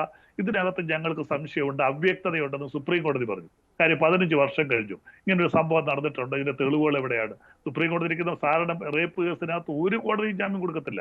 ബലാത്സംഗ കേസ് എന്ന് പറഞ്ഞ കേസിന് സ്ത്രീകൾക്കെതിരെയുള്ളതിനകത്തും ഒരു കോടതി മുൻകൂർ ജാമ്യം കൊടുക്കത്തില്ല. പ്രതികൾ മാസങ്ങളോളം ജയിൽ കിടക്കും. ഇത് സിദ്ദിഖ് ഒരു ദിവസം പോലും കിടക്കാതെ കോൺഗ്രസ്സുകാരനെ സിദ്ദിഖ്, ഞങ്ങളാരും അല്ലല്ലോ, ഒരു പക്ഷേ ഞങ്ങൾ അദ്ദേഹത്തിന് കുരുക്കാൻ ശ്രമിച്ചു എന്ന് വേണമെങ്കിൽ വീണയ്ക്ക് പറയാം, അദ്ദേഹത്തിന് കുറ്റപത്രം കൊടുക്കാൻ ചോദിച്ചു എന്ന് പറയാം. പക്ഷേ സുപ്രീം കോടതി എന്താ കണ്ടത്? ജാമ്യം അനുവദിച്ച് നമ്മളെല്ലാവരും ആകാംക്ഷയോടെ കാത്തിരുന്നില്ലേ സുപ്രീം കോടതിയുടെ ബെയിൽ ആപ്ലിക്കേഷൻ തള്ളിക്കളയും. അപ്പൊ കോടതിക്ക് നടപ്പിലാക്കുന്നത് എന്താ? കോടതി, ഞാൻ പല ചർച്ചയിലും പറഞ്ഞാണ്, കോടതി നടപ്പിലാക്കുന്ന നിയമമാണ്, നീതിയല്ല. നീതിയും നിയമവും രണ്ടാണ്. കോടതിക്ക് പലപ്പോഴും നീതി നടപ്പിലാക്കാൻ പറ്റില്ല. കോടതിയുടെ മുന്നിൽ വരുന്ന എവിഡൻസിന്റെ അടിസ്ഥാനത്തിൽ നിയമം നടപ്പിലാക്കുമ്പോൾ കോടതിയിലേക്ക് എത്തപ്പെടാത്ത ഒരു കേസിനെ കുറിച്ചാണ് താങ്കൾ പറയുന്നത്. മുകേഷിന്റെ കാര്യം കോടതിയിലേക്ക് എത്തിയിട്ടില്ല, കുറ്റപത്രം സമർപ്പിക്കുന്ന സ്റ്റേജിലേ എത്തിയിട്ടുള്ളൂ എന്നുള്ള കാര്യം താങ്കൾ താങ്കൾക്ക് അറിയാം. ആ സമയത്താണ് മുകേഷിനെ കോടതി കുറ്റവിമുക്തനാക്കുമെന്ന് മുൻകൂട്ടി തന്നെ താങ്കൾ പറയുന്നത്. വീണ ഇതിനെല്ലാം വളം വെച്ച് കൊടുക്കുന്നത് കോൺഗ്രസ്സുകാരാണ് കേട്ടോ. ഈ 2 MLA-മാരെ സംരക്ഷിച്ചുകൊണ്ട് കോൺഗ്രസ് എന്ന് നിലപാടെടുത്തോ അന്ന് മുതൽ CPM-നും അവസരം വരികയാണ്. ഞങ്ങളുടെ ഭാഗത്തു നിന്ന് ഒരാൾ ഇങ്ങനെ പ്രതിയായാലും ഞങ്ങൾ സംരക്ഷിക്കും, കാരണം അവിടെ കോൺഗ്രസ്സുകാർ സംരക്ഷിക്കത്തില്ല. പ്രതി ആയതുകൊണ്ട് നടപടി എടുക്കാനൊന്നും പറ്റത്തില്ല. അയാൾ കുറ്റം പറട്ടെ, നിജസ്ഥിതി ഉണ്ടെങ്കിൽ തീർച്ചയായിട്ടും നടപടി എടുക്കും. അല്ല, നമ്മള് കോൺഗ്രസ് ആരെയും സംരക്ഷിച്ചിട്ടില്ല. കൃത്യമായും നിയമത്തിന്റെ വഴിക്ക് തന്നെ പോകട്ടെ എന്നുള്ള ശക്തമായ നിലപാടാണ് ആ ഓരോ വിഷയമുണ്ടായ സമയത്തും എടുത്തിട്ടുള്ളത്. ഇവിടെ വനിതാ കമ്മീഷൻ അധ്യക്ഷ അങ്ങനെ പറഞ്ഞല്ലോ, അതുപോലെ ആകുമല്ലോ വീണ പറയുന്നത് എന്നൊക്കെ പറയുന്നു കേട്ടു. വീണ വനിതാ കമ്മീഷൻ അധ്യക്ഷയല്ല. വനിതാ കമ്മീഷൻ അധ്യക്ഷ എന്ന് പറയുന്ന ആള് കേരളത്തിലെ മുഴുവൻ സ്ത്രീകൾക്കും പരാതിയുള്ളവർക്ക് നീതി നടപ്പിലാക്കാൻ വേണ്ടി ഇവിടെ ഒരു സിസ്റ്റത്തിന്റെ ഭാഗമായിട്ട് ഇരിക്കുന്ന ഒരാളാണ്. അവര് വളരെ ലാഘവത്തോടുകൂടി നിയമപരമായിട്ട് മാറേണ്ട കാര്യമില്ല, ധാർമ്മികമായി വേണമെങ്കിൽ മാറട്ടെ എന്ന് പറയുമ്പോൾ അവര് ഒരു തരത്തിൽ സംസാരിക്കുന്നത് CPM-ന്റെ പാർട്ടി സെക്രട്ടറിയുടെ ഭാഷ തന്നെയാണ് എന്ന് നമുക്ക് നിർവചിക്കേണ്ടി വരും, അല്ലേ? അങ്ങനെ തന്നെയല്ലേ പറയും. ഇവിടെ സിദ്ദിഖിന്റെ കാര്യം പറഞ്ഞു. സിദ്ദിഖ് കോൺഗ്രസ്സുകാരനോ CPM-കാരനോ ആരോ ആയിക്കൊള്ളട്ടെ, പക്ഷെ തെറ്റായ രീതിയിലുള്ള കാര്യങ്ങൾ നടന്നു എന്ന് ഒരു മാധ്യമങ്ങൾക്ക് മുമ്പിലും വന്ന് അവർ സഫർ ചെയ്തുകൊണ്ടിരിക്കുന്ന ട്രോമയെ കുറിച്ച് പറയുമ്പോൾ അത്തരത്തിലുള്ള ഒരാളെ ഓൺ ചെയ്യുക എന്ന് പറയുന്നത് കോൺഗ്രസിനെ പോലുള്ള ഒരു പ്രസ്ഥാനത്തിന്റെ രീതിയല്ല. ഒരു ഘട്ടത്തിലും സിദ്ദിഖ് ഒരു കോൺഗ്രസ്സുകാരനായതുകൊണ്ട് അദ്ദേഹത്തെ സംരക്ഷിക്കണം എന്ന് പറഞ്ഞ് നമ്മൾ ആരും മുന്നിട്ടിറങ്ങുന്ന ഏതെങ്കിലും ചർച്ചയിൽ കണ്ടോ? ഒരിക്കലുമില്ല. അദ്ദേഹം തീർച്ചയായും നിയമത്തിന്റെ വഴിയെ പോയി എന്താണോ ഫേസ് ചെയ്യേണ്ടത് ആ ട്രയൽ ഫേസ് ചെയ്യുക തന്നെ വേണം. പിന്നെ ഒരാൾക്ക് ജാമ്യം കിട്ടി എന്ന് വെച്ച് അയാൾ കുറ്റവിമുക്തനൊന്നും ആകുന്നില്ലല്ലോ. അത് ട്രയൽ കഴിഞ്ഞ് കോടതി തന്നെയാണ് തീരുമാനിക്കേണ്ടത്. അപ്പോഴും ഞാൻ പറയുന്നു, ഇപ്പം ശ്രീ മുകേഷ് കഴിഞ്ഞ 9 വർഷമായിട്ട് കേരള നിയമസഭയിൽ MLA ആയിട്ടിരിക്കുന്ന ഭരണകക്ഷിയുടെ ഒരു MLA ആണ്. അദ്ദേഹത്തെ സംബന്ധിച്ചിടത്തോളം മാറി നിന്ന് അദ്ദേഹം അന്വേഷണത്തെ നേരിടുകയാണ് എങ്കിൽ ഞാൻ ഉറച്ചു വിശ്വസിക്കുന്നു കേരളത്തിലെ ജനങ്ങളെ അദ്ദേഹത്തെ വലിയ അപ്ലോസോടുകൂടി സ്വീകരിക്കും. ധാർമ്മികമായി അദ്ദേഹത്തിന് അത്തരത്തിലൊരു നിലപാടെടുക്കാൻ ഭരണകക്ഷിയിലെ ഒരു MLA എന്നുള്ള നിലയിൽ അല്ലേ? അത് എത്രയോ മനോഹരമായി സ്ഥാനം തിരിച്ചു കിട്ടില്ലല്ലോ എന്നാണ് പറയുന്നത്. അപ്പോഴേക്ക് കാലാവധി കഴിഞ്ഞിട്ടുണ്ടാവും. അല്ല MLA സ്ഥാനം എന്നുള്ളതിന് അപ്പുറത്തേക്ക് വ്യക്തിപരമായി അദ്ദേഹത്തിന്റെ ഒരു ഇന്റഗ്രിറ്റി, ആ സ്ഥാനത്തിന് അപ്പുറത്തേക്ക് ഒരു ഇന്റഗ്രിറ്റി കൂടി പ്രൂവ് ചെയ്യാൻ അദ്ദേഹം മുന്നിട്ട് വരണം എന്നുള്ളതാണ് സ്ത്രീ സമൂഹത്തിന്റെ ആവശ്യം. അപ്പോൾ ഇവിടെ ശ്രീജിത്ത് പറഞ്ഞ മറ്റു രണ്ട് കാര്യങ്ങളുണ്ട്. മറ്റു രണ്ടുപേരും അങ്ങനെ ഉയർത്തിപ്പിടിക്കുകയായിരുന്നുവെങ്കിൽ, വിൻസെന്റും എൽദോസ് കുന്നപ്പള്ളിയും അങ്ങനെ ചെയ്യുകയായിരുന്നെങ്കിൽ, അതാണ് ഞാൻ പറഞ്ഞ അദ്ദേഹം ഭരണപക്ഷത്തെ MLA ആണ് എന്നുള്ളത് ഞാൻ അടിവരയിട്ട് പറയുന്നുണ്ടല്ലോ. വീണ്ടും അതിലേക്ക് തന്നെ അങ്ങ് വരുന്നതിന്റെ ഔചിത്യം എനിക്ക് മനസ്സിലാവുന്നില്ല. ഭരണപക്ഷത്തെ ഒരു MLA എന്നുള്ള നിലയിൽ തീർച്ചയായും അദ്ദേഹത്തിന് ചെയ്യാവുന്ന ഒരു കാര്യമാണ്. ഞാൻ ചോദിക്കട്ടെ ശ്രീ രാഹുൽ ഈശ്വർ, ഈ ശോഭ ജോൺ കേസുമായിട്ട് ബന്ധപ്പെട്ട് നമ്മൾ ഒന്ന് ഓർത്ത് നോക്കുകയാണെങ്കിൽ, അന്ന് അതിലെ കുറ്റാരോപിതനായി പിന്നെ പ്രതിയായിട്ടുള്ള ആ സ്ഥാനത്ത് നിന്ന് മാറി ഒരു സാഹചര്യമൊക്കെ ഉണ്ടായില്ലേ? ഇതിലും അങ്ങനെ അവിടെ പോലും വീണയ്ക്ക് തെറ്റി. ഇനി എന്റെ മറുപടി, അവിടെ പോലും വീണയ്ക്ക് തെറ്റി. അതായത് യഥാർത്ഥത്തിൽ ശോഭ ജോൺ മോഹൻരെ തട്ടിക്കൊണ്ടുപോയെന്നാണ് കേസ്. അതൊരു ലൈംഗിക കേസ് പോലും അല്ല. അതായത് ശോഭ ജോൺ എന്ന് പറയുന്ന കേരളത്തിലെ ആദ്യ ഗുണ്ടയായി പ്രഖ്യാപിക്കപ്പെട്ട വനിത ഈ പുരുഷനെതിരെ അട്രോസിറ്റി നടത്തി എന്നുള്ളതാണ്. അദ്ദേഹം അടക്കം ഈ സോകോൾഡ് തീവ്ര ഫെമിനിസ്റ്റിന്റെ സാധനം കാരണം മാറി നിൽക്കേണ്ടി വന്നതാണ്. അതായത് പുള്ളിക്കെതിരെ ഒരു കേസ് പോലും ഇല്ല. പുള്ളി അതിൽ പുള്ളിയാണ് തട്ടിക്കൊണ്ടുപോയത്. ഈ നാട്ടിലെ തീവ്ര ഫെമിനാസികളുടെ അല്ലെങ്കിൽ തീവ്ര ഫെമിനിസ്റ്റ് സിസ്റ്റത്തിന്റെ ഇരകളാണ് ഇവരെല്ലാം. എന്തുകൊണ്ടാണല്ലാത്ത ഇപ്പം പറയുന്നത് എൽദോസ് കുന്നപ്പള്ളി മാറി നിൽക്കണമെന്നാ? അതായത് എൽദോസ് കുന്നപ്പള്ളി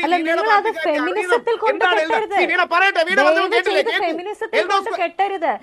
അല്ല, ശ്രീ രാഹുൽ ഈശ്വർ കഴിഞ്ഞ ദിവസം പുരുഷ കമ്മീഷൻ സ്ഥാപിക്കണമെന്ന് പറഞ്ഞ് ഇവിടെ പരിപാടികളൊക്കെ സംഘടിപ്പിക്കുന്നത്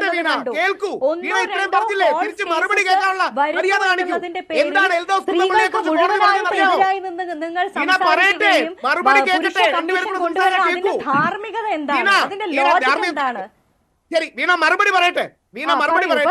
എൽദോസ് കുന്നപ്പള്ളിക്കെതിരെ പരാതി കൊടുത്ത സ്ത്രീ 49 കേസുകളിൽ പ്രതിയാണെന്നുള്ളത് ഞെട്ടിക്കുന്ന കാര്യമാണ്. രാഹുൽ ഈശ്വർ അല്ല, ഹൈക്കോടതി ജഡ്ജി.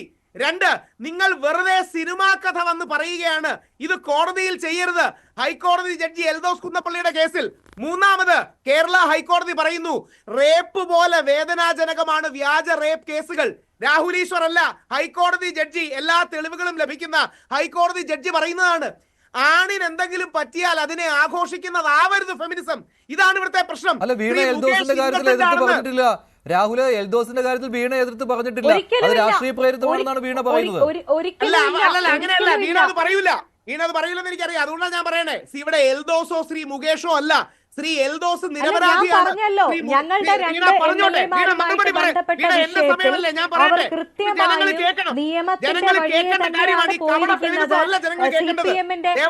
പിണറായി വിജയന്റെ പോലീസ് അന്വേഷണം ഈ വൃത്തികെട്ട CPM വിരോധം തീർക്കാനുള്ള അവസരമായിട്ട് തടുക്കരുത്. CPM കാരെ അടിക്കണമെങ്കിൽ വേറൊരു അവസരത്തിൽ അടിക്കാം. ഇത് CPM-നോട് ബ്രൗണി പോയിന്റ്സ് എടുക്കാനുള്ള അവസരമല്ല. ഗോവിന്ദ മാഷ് പറയുന്നത് നട്ടലുള്ള നിലപാടാണ്. ഇവിടെ ഇടതുപക്ഷ സഹയാത്രികനായ അഡ്വക്കേറ്റ് ബലദേവ് പറയുന്നത് കൈയടിച്ച് പ്രോത്സാഹിപ്പിക്കേണ്ട നിലപാടാണ്. ഈ നാട്ടിൽ ആളുകൾക്ക്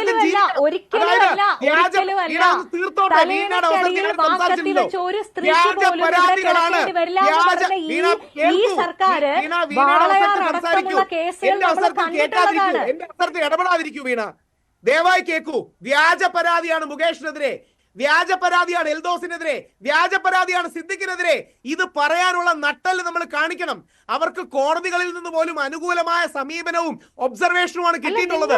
ശ്രീ രഞ്ജിത്തിനെതിരെ ഒരു കേസിൽ classic case of false case Karnataka ഹൈക്കോടതി പറഞ്ഞതാണ്. അതായത് കള്ളക്കേസിന്റെ ക്ലാസിക് ഉദാഹരണമാണ് ശ്രീ രഞ്ജിത്തിനെതിരെ വന്നതെന്നൊരു ഹൈക്കോടതി പറഞ്ഞതാണ്. അദ്ദേഹത്തിന് സ്ഥാനം തിരിച്ചു കിട്ടിയോ? ഇവിടെ പ്രശ്നം എന്ന് പറഞ്ഞാൽ ആണിന്റെ കരിയർ തകർക്കാൻ, അവരുടെ ജോലി ഇല്ലാതാക്കാൻ, വരുമാനം ഇല്ലാതാക്കാൻ ഈ വ്യാജ കേസ് കൊണ്ടുവരും. എന്നിട്ട് കുറെ കാലം കഴിഞ്ഞ് ഇവരുടെ സ്ഥാനം പോവും, ഇവരുടെ ജീവിതം പോവും, ജോലി പോവും. നമ്മൾ തിരിച്ച് സിദ്ദിഖിനെ അല്ലെങ്കിൽ നമ്മുടെ ശ്രീ മുകേഷിനെ സപ്പോർട്ട് ചെയ്യണം. സുരേഷ് ഗോപിയും ശശി തരൂരും കാണിച്ച മാതൃകയാണ് നമ്മൾ ശരി രാഹുൽ. പക്ഷേ രാഹുൽ കാണിക്കുന്ന ആവേശത്തിൽ എന്തായാലും മുകേഷിനെ സപ്പോർട്ട് ചെയ്യാൻ താങ്കൾ ആഗ്രഹിക്കുന്നുണ്ടാവില്ലല്ലോ. താങ്കൾ ഈ 3 പേരെയും ഒരേ രീതിയിൽ തൂക്കണം എന്നുള്ള കാര്യമാണല്ലോ, ഒരേ ത്രാസിൽ തന്നെ തൂക്കി നോക്കണം എന്നുള്ള കാര്യമാണല്ലോ ശ്രീജിത്ത് പറയുന്നത്, അല്ലേ? നിശ്ചയമായും. കാരണം ഇവിടെ നമ്മളാരും ഇതിൽ വിധി പറയേണ്ടതില്ല എന്നാണ് ഞാൻ കരുതുന്നത്. നമ്മുടെ മുന്നിലുള്ള വസ്തുതകൾ എന്തൊക്കെയാണ് എന്ന് വെച്ച് കഴിഞ്ഞാൽ നമ്മൾ അതിനെ അനലൈസ് ചെയ്തതിന് ശേഷം നമുക്ക് വേണമെങ്കിൽ ഏതെങ്കിലും ഒരു പക്ഷത്ത് നിൽക്കാം, അതിലൊന്നും തെറ്റില്ല. അതായത് ഇപ്പോൾ ശ്രീ രാഹുലിന് പൂർണ്ണമായിട്ടും വിശ്വസിക്കാം സിദ്ദിഖിൻ്റെ ഭാഗത്താണ് ശരി, മുകേഷിൻ്റെ ഭാഗത്താണ് ശരി, അതേപോലെ എൽദോസിൻ്റെ ഭാഗത്താണ് ശരി എന്ന് അദ്ദേഹത്തിന് വിശ്വസിക്കുന്നതിന് അദ്ദേഹത്തിൻ്റെതായിട്ടുള്ള കാരണങ്ങളുണ്ടാകും. ഞാൻ പറഞ്ഞത് വ്യക്തിപരമായിട്ടുള്ള ആ കാരണങ്ങൾക്കപ്പുറത്തേക്ക് നമ്മുടെ നാട്ടിൽ ഇതിനെല്ലാം കൂടെ എങ്ങനെയാണ് ഇതിനെ കൃത്യമായി വിചാരണ നടത്തിയതിനു ശേഷം വിധി പറയേണ്ടത് എന്നുള്ള വ്യവസ്ഥാപിതമായിട്ടുള്ള ഒരു സിസ്റ്റമുണ്ട്. അതുകൊണ്ട് തന്നെ നമുക്ക് ഇഷ്ടമുള്ള ആൾക്കാരുടെ അല്ലെങ്കിൽ നമ്മുടെ രാഷ്ട്രീയത്തിനോട് ചേർന്ന് നിൽക്കുന്ന ആൾക്കാരുടെ കാര്യത്തിൽ ഒരു നിലപാട് സ്വീകരിക്കുകയും അതേ വിഷയം മറ്റൊരു പാർട്ടിയിലുള്ള ആളിനാണ് എങ്കിൽ അയാൾ എതിർക്കുകയും വേണം എന്ന് പറയുന്ന ഇത് ഇരട്ടത്താപ്പാണെന്നുള്ളതാണ് എൻ്റെ പക്ഷം. ഞാൻ ഈ കാണുന്നത് 3 പേരെയും ഒരേപോലെയാണ്. ആരോപണം ഉണ്ടാകുന്ന സമയത്ത് ആരും തന്നെ രാജിവെക്കണമെന്നുള്ള ഒരു അഭിപ്രായം എനിക്കില്ല. പക്ഷേ അന്വേഷണം നടന്നതിന് ശേഷം കുറ്റപത്രം സമർപ്പിക്കുന്ന സമയത്തെങ്കിലും, കാരണം ഈ പോലീസ് പൂർണ്ണമായി വ്യാജമായ കാര്യങ്ങളെല്ലാം തന്നെ കൊണ്ടുവന്നിട്ട് ഒരു കുറ്റപത്രം കൊടുക്കുക എന്നൊക്കെ പറഞ്ഞു കഴിഞ്ഞാൽ അത്രത്തോളം വിരോധമുണ്ടായിരിക്കണം. പക്ഷേ അങ്ങനെ അല്ലാതെ നമ്മൾ ഈ പറയുന്നത് പോലെ ഭരണപക്ഷത്ത് നിന്നുള്ള ഒരു MLAക്ക് തന്നെ അദ്ദേഹത്തിനെതിരെയുള്ള പരാമർശങ്ങളോട് കൂടിയിട്ടുള്ള ഒരു കുറ്റപത്രം സമർപ്പിക്കുന്ന ഒരു സാഹചര്യം ഉണ്ടെങ്കിൽ പിന്നീട് ഈ ട്രയലൊക്കെ ഏത് ഘട്ടത്തിൽ നടക്കുമെന്നൊന്നും നമുക്കറിയില്ല. നമ്മുടെ നാട്ടിലുള്ള ഫാസ്റ്റ് ട്രാക്ക് കോടതികളും സ്പെഷ്യൽ കോടതികളാണെങ്കിൽ പോലും അതിൽ ഫാസ്റ്റ് ട്രാക്ക് ചെയ്യുന്ന കേസുകളൊക്കെ തന്നെ എത്രയോ കാലമായിട്ട് നടക്കുകയാണെന്ന് നമുക്കറിയാം. നടി ആക്രമിക്കപ്പെട്ട കേസ് നമുക്കറിയാമല്ലോ, 2017 ഇപ്പോൾ നമ്മൾ 2025 നിൽക്കുന്നത്. അപ്പോൾ ഇതൊന്നും തന്നെ അങ്ങനെ ഫാസ്റ്റായിട്ട് പോവുകയല്ല. അതുകൊണ്ട് തന്നെ കുറ്റപത്രം സമർപ്പിച്ചതിന് ശേഷം അതിൽ കുറ്റമുണ്ട്, പ്രശ്നമുണ്ട് എങ്കിൽ നിശ്ചയമായും ഒരാൾ മാറി നിൽക്കണമെന്നുള്ളതാണ് എൻ്റെ അഭിപ്രായം. അതിന് ഭരണപക്ഷ MLA എന്നോ പ്രതിപക്ഷ MLA എന്നോ ഉള്ള വ്യത്യാസമൊന്നും ഞാൻ കാണുന്നില്ല. ഇപ്പോൾ ശ്രീമതി വീണ ഇവിടെ പറയുന്നത് കേട്ടു, ഭരണപക്ഷ MLA ഇപ്പോൾ ധാർമ്മികതയുടെ പേരിൽ രാജിവെച്ച് കഴിഞ്ഞാൽ അദ്ദേഹത്തിന് കയ്യടി കിട്ടുമെന്ന്. ഞാൻ ചോദിക്കുന്നത് എന്താ, കോൺഗ്രസിന് ഈ കയ്യടിയൊന്നും വേണ്ടേ? പ്രതിപക്ഷത്താണ് എന്ന് പറഞ്ഞുകൊണ്ട് നിങ്ങൾ ഒന്നിന് പകരം 2 പേർ ഇപ്പം രാജിവെച്ചിട്ട് നിന്നാൽ, മുകേഷ് രാജിവെക്കുന്നില്ല പക്ഷേ ആരോപണം നേരിടുന്ന ഞങ്ങളുടെ 2 MLAമാർ ഇതാ രാജിവെക്കുകയാണ് എന്ന് പറഞ്ഞു കഴിഞ്ഞാൽ അതിനേക്കാൾ കൂടുതൽ കയ്യടി കിട്ടും. ഒരുപക്ഷേ സ്ത്രീകളുടെ കൂടുതൽ വോട്ട് ഈ വരുന്ന തദ്ദേശ ഭരണ തെരഞ്ഞെടുപ്പിലാണെങ്കിലും അടുത്ത നിയമസഭാ തെരഞ്ഞെടുപ്പിലും ചിലപ്പോൾ വരും. അപ്പോൾ കോൺഗ്രസിന് ആ രീതിയിലത്തേക്കുള്ള കയ്യടി വേണ്ട, ധാർമ്മികതയുടെ കയ്യടി CPMന് മതി എന്ന് നമ്മൾ നിശ്ചയിക്കേണ്ടതില്ല. പിന്നെ ഞാൻ അല്പം മുമ്പ് പറഞ്ഞത്, വനിതാ കമ്മീഷൻ അധ്യക്ഷ അവരുടെ സ്വന്തമായിട്ടുള്ള ഒരു ബോധ്യത്തിന്റെ അടിസ്ഥാനത്തിൽ അവർ അഭിപ്രായം പറയുകയാണ്. ശ്രീമതി വീണ പറയുന്നതും കോൺഗ്രസിന്റെ MLAമാരെ ബന്ധപ്പെട്ടിട്ടുള്ള ആരോപണം വീണയുടെ സ്വന്തം ബോധ്യത്തിൽ പറയുകയാണ്. ഞാൻ പറയുന്നത് നമ്മളുടെ വ്യക്തിപരമായിട്ടുള്ള ബോധ്യം എന്ന് പറയുന്നത് വനിതാ കമ്മീഷനെയും വീണയും ഒരേപോലെ കാണണോ ശ്രീജിത്ത് പണിക്കർ? വനിതാ കമ്മീഷൻ പറയാമോ? വനിതാ കമ്മീഷൻ എന്ന് പറയുന്നത് ആരാണ്? അല്ല, കാണണം. എന്താന്ന് ഞാൻ പറയാം. കാരണം വനിതാ കമ്മീഷൻ വീണ സംസാരിക്കല്ലേ. വീണ, ഞാൻ പറഞ്ഞു തീരട്ടെ. എന്നോടൊരു ചോദ്യം ചോദിച്ചതാണ്, ഞാൻ പറയട്ടെ. നോക്കൂ, ഇവിടെ വനിതാ കമ്മീഷൻ അധ്യക്ഷയ്ക്ക് ഇവിടെ നമുക്കറിയാവുന്നതുപോലെ അവരെ ഉത്തരവാദിത്തപ്പെട്ട ഒരു ചുമതല ഇവിടെ ഏൽപ്പിച്ചിട്ടുണ്ട്. ആ ചുമതലയുടെ ഭാഗമായിട്ട് അവർക്ക് സ്ത്രീകളോടൊപ്പം തന്നെ നിൽക്കേണ്ടതുണ്ട്. തൻ്റെ മുന്നിൽ വരുന്ന ഒരു പരാതി കൃത്യമായിട്ട് നീതിപൂർവ്വം അതിനെ കാണേണ്ടതുണ്ട്. പക്ഷെ വീണ ആരാണ്? വീണ ഇവിടെ എല്ലാ സ്ത്രീകൾക്കും സംരക്ഷണം നൽകണം എന്ന് പറയുന്ന ഒരു പാർട്ടിയുടെ പ്രതിനിധിയാണ്. അപ്പോൾ ഉത്തരവാദിത്വം ഇല്ല എന്ന് പറയാൻ കഴിയുമോ? അപ്പോൾ വീണയ്ക്ക് മാത്രമായിട്ട് കോൺഗ്രസ് ഒരു എക്സംഷൻ കൊടുത്തിട്ടുണ്ടോ? ഞാൻ കരുതുന്നത്, മനസ്സിലാക്കുന്നത് കോൺഗ്രസ് സ്ത്രീപക്ഷ നിലപാടുള്ള ഒരു പാർട്ടിയാണ് എന്ന് തന്നെയാണ്. സ്ത്രീകൾക്ക് സംരക്ഷണം നൽകണമെന്നും അത് പിണറായി വിജയൻ ഭരിക്കുന്ന സമയത്ത് സ്ത്രീകൾക്ക് ആ സംരക്ഷണം നൽകുന്നില്ല എന്നും പലപ്പോഴും ആവർത്തിച്ച് പ്രഖ്യാപിച്ചിട്ടുള്ള പ്രതിപക്ഷ നേതാവ് ഇത്തവണ മാത്രമല്ല കഴിഞ്ഞ തവണയുമുള്ള ഒരു പാർട്ടിയാണ്. ആ പാർട്ടിയുടെ ഔദ്യോഗിക വക്താവായിട്ട് വരുന്ന ഒരാളിനും ആ പാർട്ടിയുടെ നിലപാടുണ്ട്. അപ്പോൾ പിന്നെ എങ്ങനെയാണ് ഈ 2 നിലപാടുകൾ വ്യത്യസ്തമാകുന്നത്? ഒന്ന് വ്യവസ്ഥാപിതമായിട്ടുള്ള ഒരു പൊസിഷനാണെങ്കിൽ 2 പാർട്ടിയുടെ ഒരു ഉത്തരവാദിത്തമാണ്. ഈ 2 ഉത്തരവാദിത്തവും വ്യത്യസ്തമാണെന്ന് ഞാൻ കരുതുന്നില്ല. അതുകൊണ്ടാണ് ഞാൻ പറഞ്ഞത്, കുറ്റപത്രം സമർപ്പിക്കപ്പെടുന്ന സമയത്ത് അതിലൊരു ആരോപണം ഉണ്ട് എങ്കിൽ അതത്ര സിമ്പിളായിട്ടുള്ള ഒരു കാര്യമല്ല. നമുക്ക് അതിനെ കോടതിയിൽ ട്രയൽ ചെയ്യുന്ന സമയത്ത് ചിലപ്പോൾ അതിൽ നിന്ന് ഊരി വരാനായിട്ട് സാധിക്കുമായിരിക്കും. ചിലപ്പോൾ ന്യായം നിങ്ങളുടെ പക്ഷത്തായിരിക്കാം.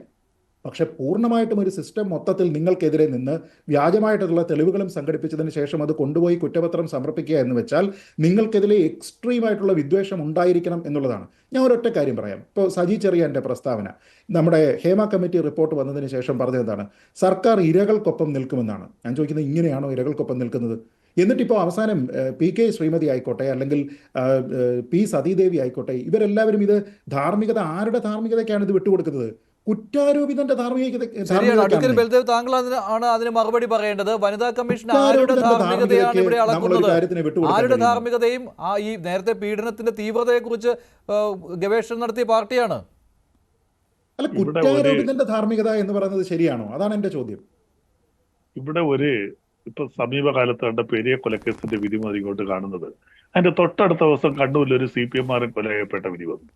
പക്ഷെ 4 ദിവസം ഞാൻ മാറി 3-4 ചാനലിൽ ചർച്ച പങ്കെടുത്ത പെരിയ കൊലക്കേസിൽ വിധി മാത്രം ചർച്ച ചെയ്യും. ഇപ്പം പ്രതിസ്ഥാനത്തോ അല്ലെങ്കിൽ ആരോപിക്കപ്പെടുന്നതോ ഇടതുപക്ഷക്കാരാണെങ്കിൽ അതിനെ മാധ്യമങ്ങൾ വളരെ അങ്ങ് ബൂസ്റ്റ് ചെയ്ത് ചർച്ച വരുന്നു.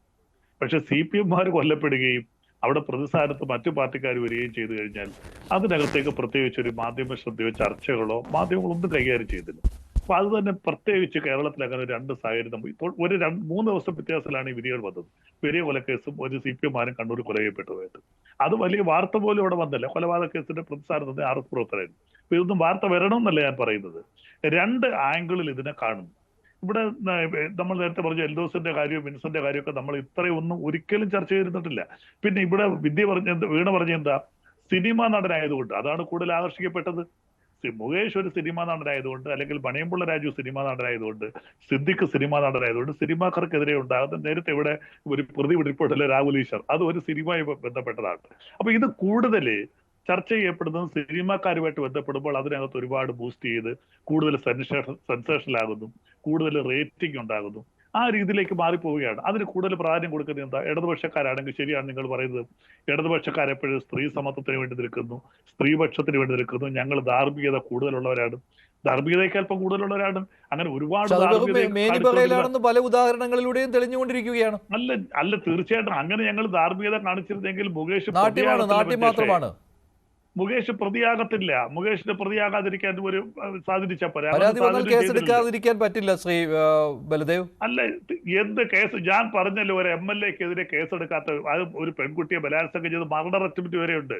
ഹൈക്കോടതി ഇടപെട്ട ഒരു കേസെടുത്ത് ഇന്ത്യ എന്തിന് ബിജു പുരുഷൻ എന്ന് പറഞ്ഞ MP-ക്കെതിരെ 5 ഗുസ്തിക്ക് വന്ന 5 പെൺകുട്ടികൾ, നമുക്ക് സ്വർണ്ണ മെഡലൊക്കെ വിദേശത്ത് കൊണ്ട് ആ പെൺകുട്ടികൾ കേസ് കൊടുത്തിട്ട് ഒരു FIR പോലും രജിസ്റ്റർ ചെയ്യാത്ത ഇന്ത്യയിലാണ് നമ്മൾ ജീവിക്കുന്നത്. അപ്പോൾ പിന്നെ അതുകൊണ്ട് കേസെടുക്കാൻ പറ്റില്ല എന്ന് പറയണ്ട. അതും ഹൈക്കോടതി ഇടപെട്ട പോലെ FIR രേഖപ്പെടുത്തി അയാളെ അറസ്റ്റ് പോലും ചെയ്തിട്ടില്ല, ഒരു ദിവസം ജയിലിൽ കിടന്നില്ല. ആ രാജ്യത്തിൽ നമ്മൾ ജീവിക്കുന്നത്.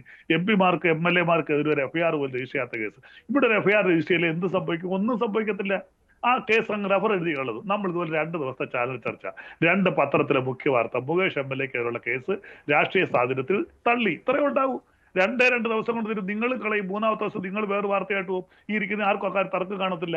പരമാവധി 2 ദിവസമാണ് EM പാറ്റയെ പോലെയാണ് നമ്മുടെ എല്ലാ വാർത്തകൾക്കും ഉണ്ടാകുന്ന ഒരു ലൈഫ് എന്ന് പറയുന്നത്. നിങ്ങൾ പുതിയ വാർത്ത തേടിപ്പോകും. ഇന്നോ നാളെയായിട്ട് 2 ദിവസമായിട്ട് ഇത് കുറ്റപത്രം ഇന്നലെ കൊടുക്കാതെ, ചാർജ് കൊടുക്കാതെ റഫർ റിപ്പോർട്ട് കൊടുത്തിരുന്നെങ്കിൽ ഇതേ ചർച്ചയിൽ ചിലപ്പോൾ ഞങ്ങൾ 4 പേരിക്കും 2 ദിവസം കഴിയുമ്പോൾ ഈ ചർച്ച അവിടെ തീരും. അത് ചെയ്യുക. എത്രയോട് നമ്മുടെ ഇങ്ങനെയുള്ള എല്ലാ കാര്യങ്ങൾക്കുള്ള ആയസം എന്ന് പറയുന്നത്. പിന്നെ അതിനെ ഇങ്ങനെ ഇടതുപക്ഷം ആകുമ്പോൾ കുറെ കൂടെ ബൂസ്റ്റപ്പ് ചെയ്യപ്പെടാം. പിന്നെ ഇടതുപക്ഷത്തിന്റെ MLA ആകുന്നു, അദ്ദേഹം ഒരു സിനിമാ നടനാകുന്നു, അപ്പോൾ കുറെ കൂടെ ബൂസ്റ്റ് ചെയ്യപ്പെട്ട അതിനൊന്നും ഞങ്ങൾ വിരോധമൊന്നുമില്ല. പക്ഷെ പരിപൂർണമായിട്ട് ഇടതുപക്ഷം ശക്തമായ ഒരു സ്റ്റാൻഡ് സ്വീകരിച്ചത് കൊണ്ടാണ് ശരി വീണ, ഇത് റഫർ ചെയ്യപ്പെടാവുന്ന ഒരു കേസായിട്ട് കൂടി പോലീസിന്റെ അന്വേഷണത്തിൽ ആരും ഇടപെട്ടില്ല. അത് പറയുവാനുള്ള ഒരു അർഹതയുണ്ട് ഇടതുപക്ഷത്തിന്.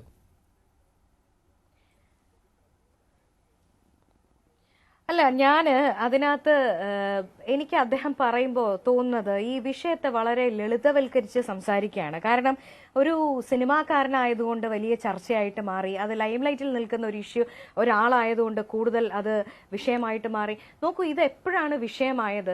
ഹേമ കമ്മിറ്റി റിപ്പോർട്ട് സർക്കാരിന് സമർപ്പിച്ച് 2 വർഷം അതിന് മുകളിൽ അടയിരുന്ന സർക്കാർ പിന്നീട് അതിനുശേഷം ഓരോരോ വെളിപ്പെടുത്തലുകളായിട്ട് ഇത് പുറത്തേക്ക് വരുന്നു. മാധ്യമങ്ങൾ വലിയ രീതിയിൽ അതിനെ ഏറ്റെടുക്കുന്നു. ഓരോ സ്ത്രീകളായിട്ട് മാധ്യമങ്ങൾക്ക് മുമ്പിൽ വന്ന് വെളിപ്പെടുത്തുകയാണ്. അവരുടെ ഐഡന്റിറ്റി അടക്കം വെളിപ്പെടുത്തുന്ന സാഹചര്യം ആദ്യം ഉണ്ടായി. അതിനുശേഷമാണ് ഈ കേസ് ഫയൽ ചെയ്യുന്ന അടക്കമുള്ള സ്റ്റെപ്സിലേക്ക് പോകുന്നത്. അപ്പൊ ആദ്യമേ വേണമെങ്കിൽ ഇത് എടുക്കാതെ പോകാമായിരുന്നു. മറ്റു പല സ്ഥലത്തും അങ്ങനെയൊന്നും അല്ല. ഹേമ കമ്മിറ്റിയിൽ വലിയ പ്രക്ഷോഭം ഇവിടെ ഉണ്ടാകും എന്നുള്ള സാഹചര്യം വന്നപ്പോൾ മാത്രമാണ് സർക്കാർ സിദ്ദിഖ് ആയാലും മുകേഷ് ആയാലും അടക്കമുള്ള ആൾക്കാർക്കെതിരെയൊക്കെ കേസെടുക്കുന്ന സാഹചര്യം ഉണ്ടായിട്ടുള്ളത്. പിന്നെ സിനിമാക്കാരൻ കൂടിയായ രാഷ്ട്രീയക്കാരൻ എന്ന് പറയുമ്പോൾ സമ്പത്തും അധികാരവും എല്ലാം ഒരുമിച്ച് വരുമ്പോൾ ഇരട്ടി അപകടകരമായി മാറുന്നൊരു സാഹചര്യം നിലവിലുണ്ട്. അതാണ് സിനിമാക്കാരൻ രാഷ്ട്രീയക്കാരനാകുമ്പോൾ ഉണ്ടാകുന്ന ഒരു ഒരു ഒരു ഒരു വ്യത്യാസം എന്ന് പറയുന്നത്. ഇവിടെ ശ്രീ രാഹുൽ ഈശ്വർ പറയുന്നത് കേട്ടപ്പോൾ സത്യത്തിൽ എനിക്ക് അതേപോലെ men are always right and women are always fake എന്ന് എനിക്ക് തോന്നിപ്പോയി. നമ്മൾ ഇതിനെ ഏത് കോണ്ടെക്സ്റ്റിലാണ് ചർച്ച ചെയ്യേണ്ടതെന്നറിയോ? എത്ര ദിവസമായി പത്തനംതിട്ടയിൽ സ്പോർട്സ് രംഗത്തുള്ള ഒരു പെൺകുട്ടി 1062 പേരാൽ പീഡിപ്പിക്കപ്പെട്ട വാർത്ത നമ്മൾ ചർച്ച ചെയ്തിട്ട്, ചോറ്റാനിക്കരയിൽ ഒരു പോക്സോ അതിജീവിതയായ പെൺകുട്ടി ഒരു യുവാവിന്റെ ആക്രമണത്തിൽ അത് മരണപ്പെടുന്ന സാഹചര്യം ഉണ്ടായി.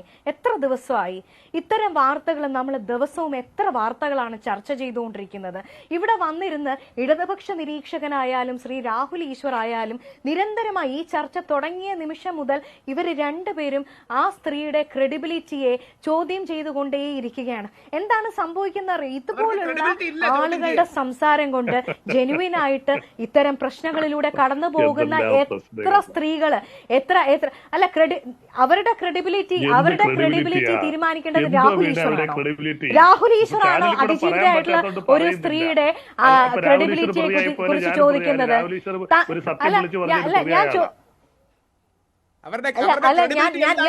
ഞാൻ പറയട്ടെ, അങ്ങൊരു അഭിഭാഷകനാണെന്നാണ്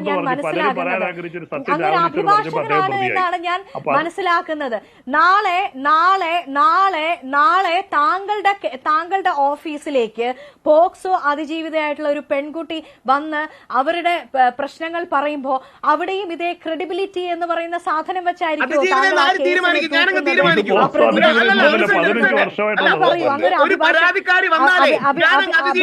കൂടിയാണല്ലോ. നിങ്ങളോട് പറയാനുള്ളത് കേരളത്തിലെ സ്ത്രീകൾ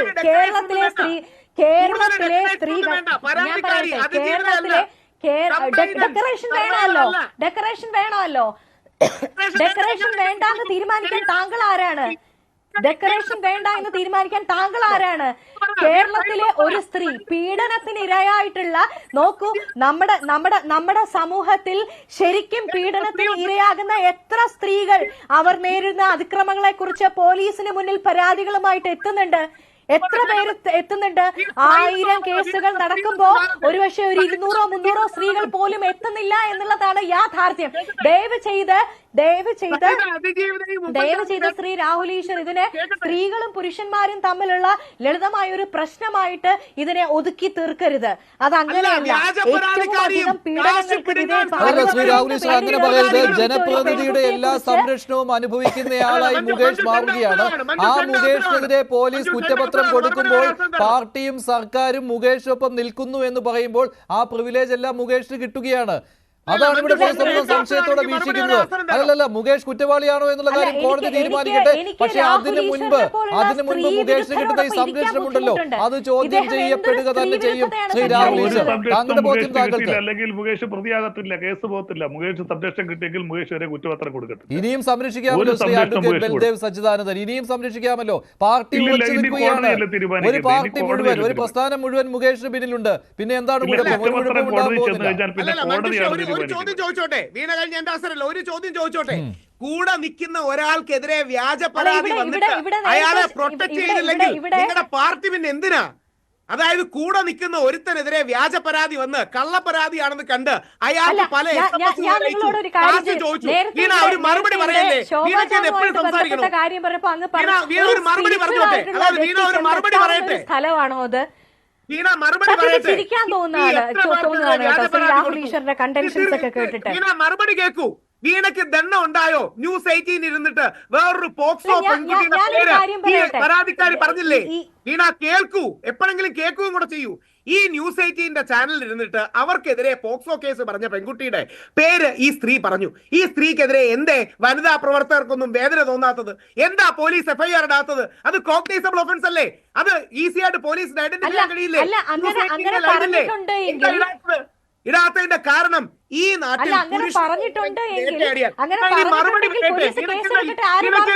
സംസാരിക്കണോ? ആണോ?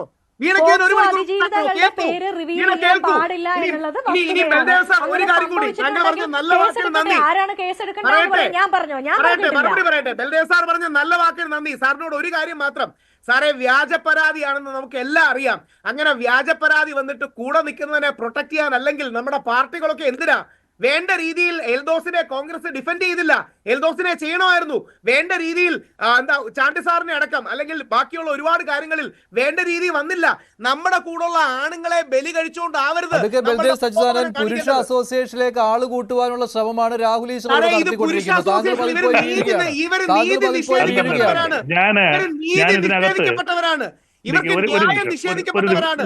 വ്യാജ പരാതിയുടെ പേരിൽ അകത്ത് പോണ്ടി വരുന്നവരാണ്. അത് ആകാം, മുകേഷ് ആകാം, ഇടവേള ബാബു ആകാം, മരിച്ചുപോയ മാമുക്കോയ വരെ ആകാം. എന്തെങ്കിലും ഒരു മര്യാദ കാണിക്കണ്ടേ? 71 വയസ്സായി ബാലേന്ദ്ര മേനോൻ സാറിന്. 71 വയസ്സായി. കേരളത്തിലുള്ള കൊടുക്കുന്നത് വ്യാജ പരാതികളാണ്. രാഹുൽ ഈശ്വറിന്റെ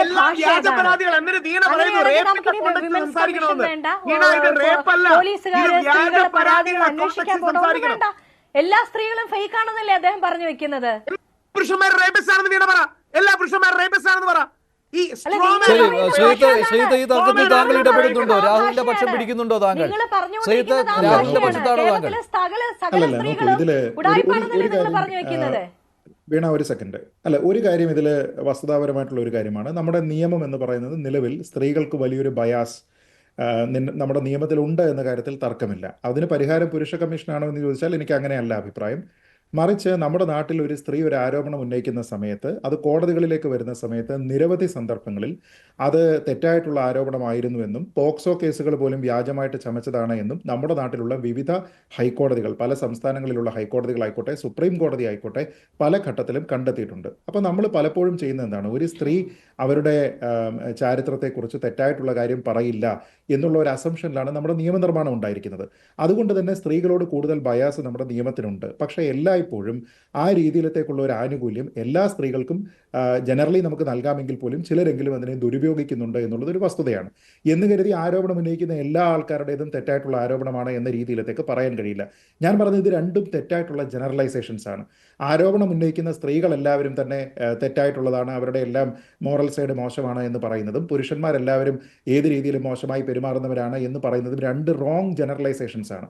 അതുകൊണ്ട് ഞാൻ ആ തർക്കത്തിൽ ഞാൻ പറയുന്നത് നമ്മുടെ നിയമം കുറച്ചുകൂടി ബാലൻസ്ഡ് ആകണം. ആ ബാലൻസ്ഡ് എന്ന് പറയുമ്പോൾ ഒരു ആരോപണം ഉന്നയിക്കുന്ന സമയത്ത് ഏതൊരു ഘട്ടത്തിൽ കേസെടുക്കാം, എന്തൊക്കെ തെളിവാണ് കൊണ്ടുവരേണ്ടത്, എത്രയാണ് മതിയായിട്ടുള്ള ഒരു സമയം, ഇൻസിഡൻറ്റ് കഴിഞ്ഞതിന് ശേഷം എത്ര സമയത്തിനുള്ളിൽ പറയാം. നമ്മളിപ്പോൾ ഈ ഹേമ കമ്മിറ്റി റിപ്പോർട്ട് സമർപ്പിക്കപ്പെട്ടതിന് ശേഷം കേട്ടിരിക്കുന്ന പല കേസുകളും 10 വർഷത്തിന് മുകളിൽ പഴക്കമുള്ള കേസുകളാണ്.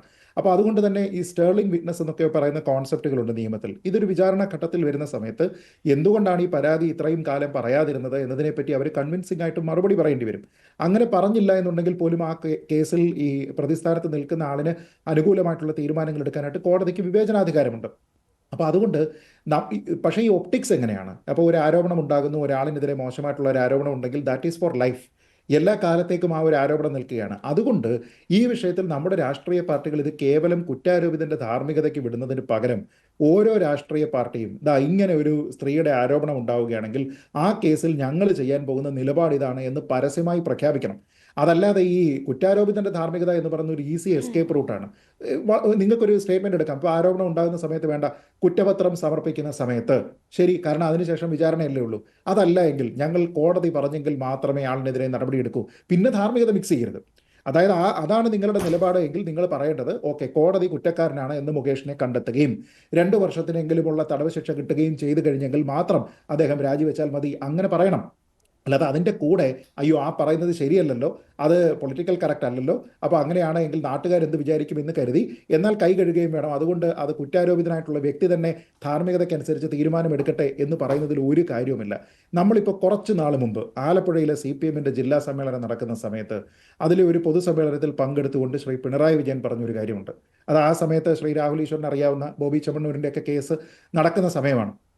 അദ്ദേഹം പറഞ്ഞതെന്നറിയോ? സ്ത്രീയുടെ അഭിമാനത്തെ ചോദ്യം ചെയ്യുന്ന പ്രവൃത്തിക്കെതിരെ നടപടി ഉണ്ടാകും ആരായാലും എന്നാണ്. ഞാൻ ചോദിക്കുന്നത്, എന്താണ് നടപടി? കുറ്റാരോപിതന്റെ ധാർമ്മികതയ്ക്കനുസരിച്ച് രാജിവെക്കട്ടെ എന്ന് പറയുന്നതാണോ നടപടി? നിലവിൽ ഈ ഒരു ഘട്ടം വരെ CPM വഴിവിട്ടുള്ള എന്തെങ്കിലും ഒരു സഹായം ശ്രീ മുകേഷിന് ചെയ്തു കൊടുത്തിട്ടുണ്ട് എന്ന് കരുതാനുള്ള ഒരു കാര്യവും നമ്മുടെ മുന്നിലില്ല.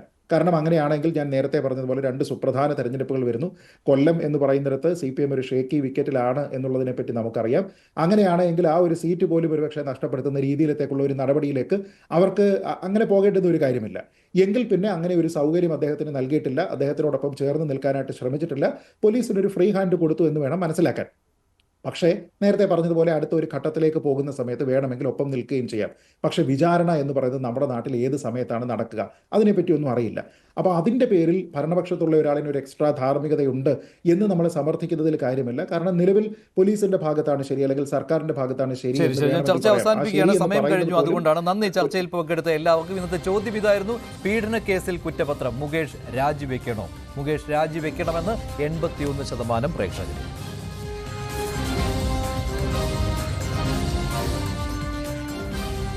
വൈകിട്ട് അവസാനിക്കുന്നു. നന്ദി, നമസ്കാരം.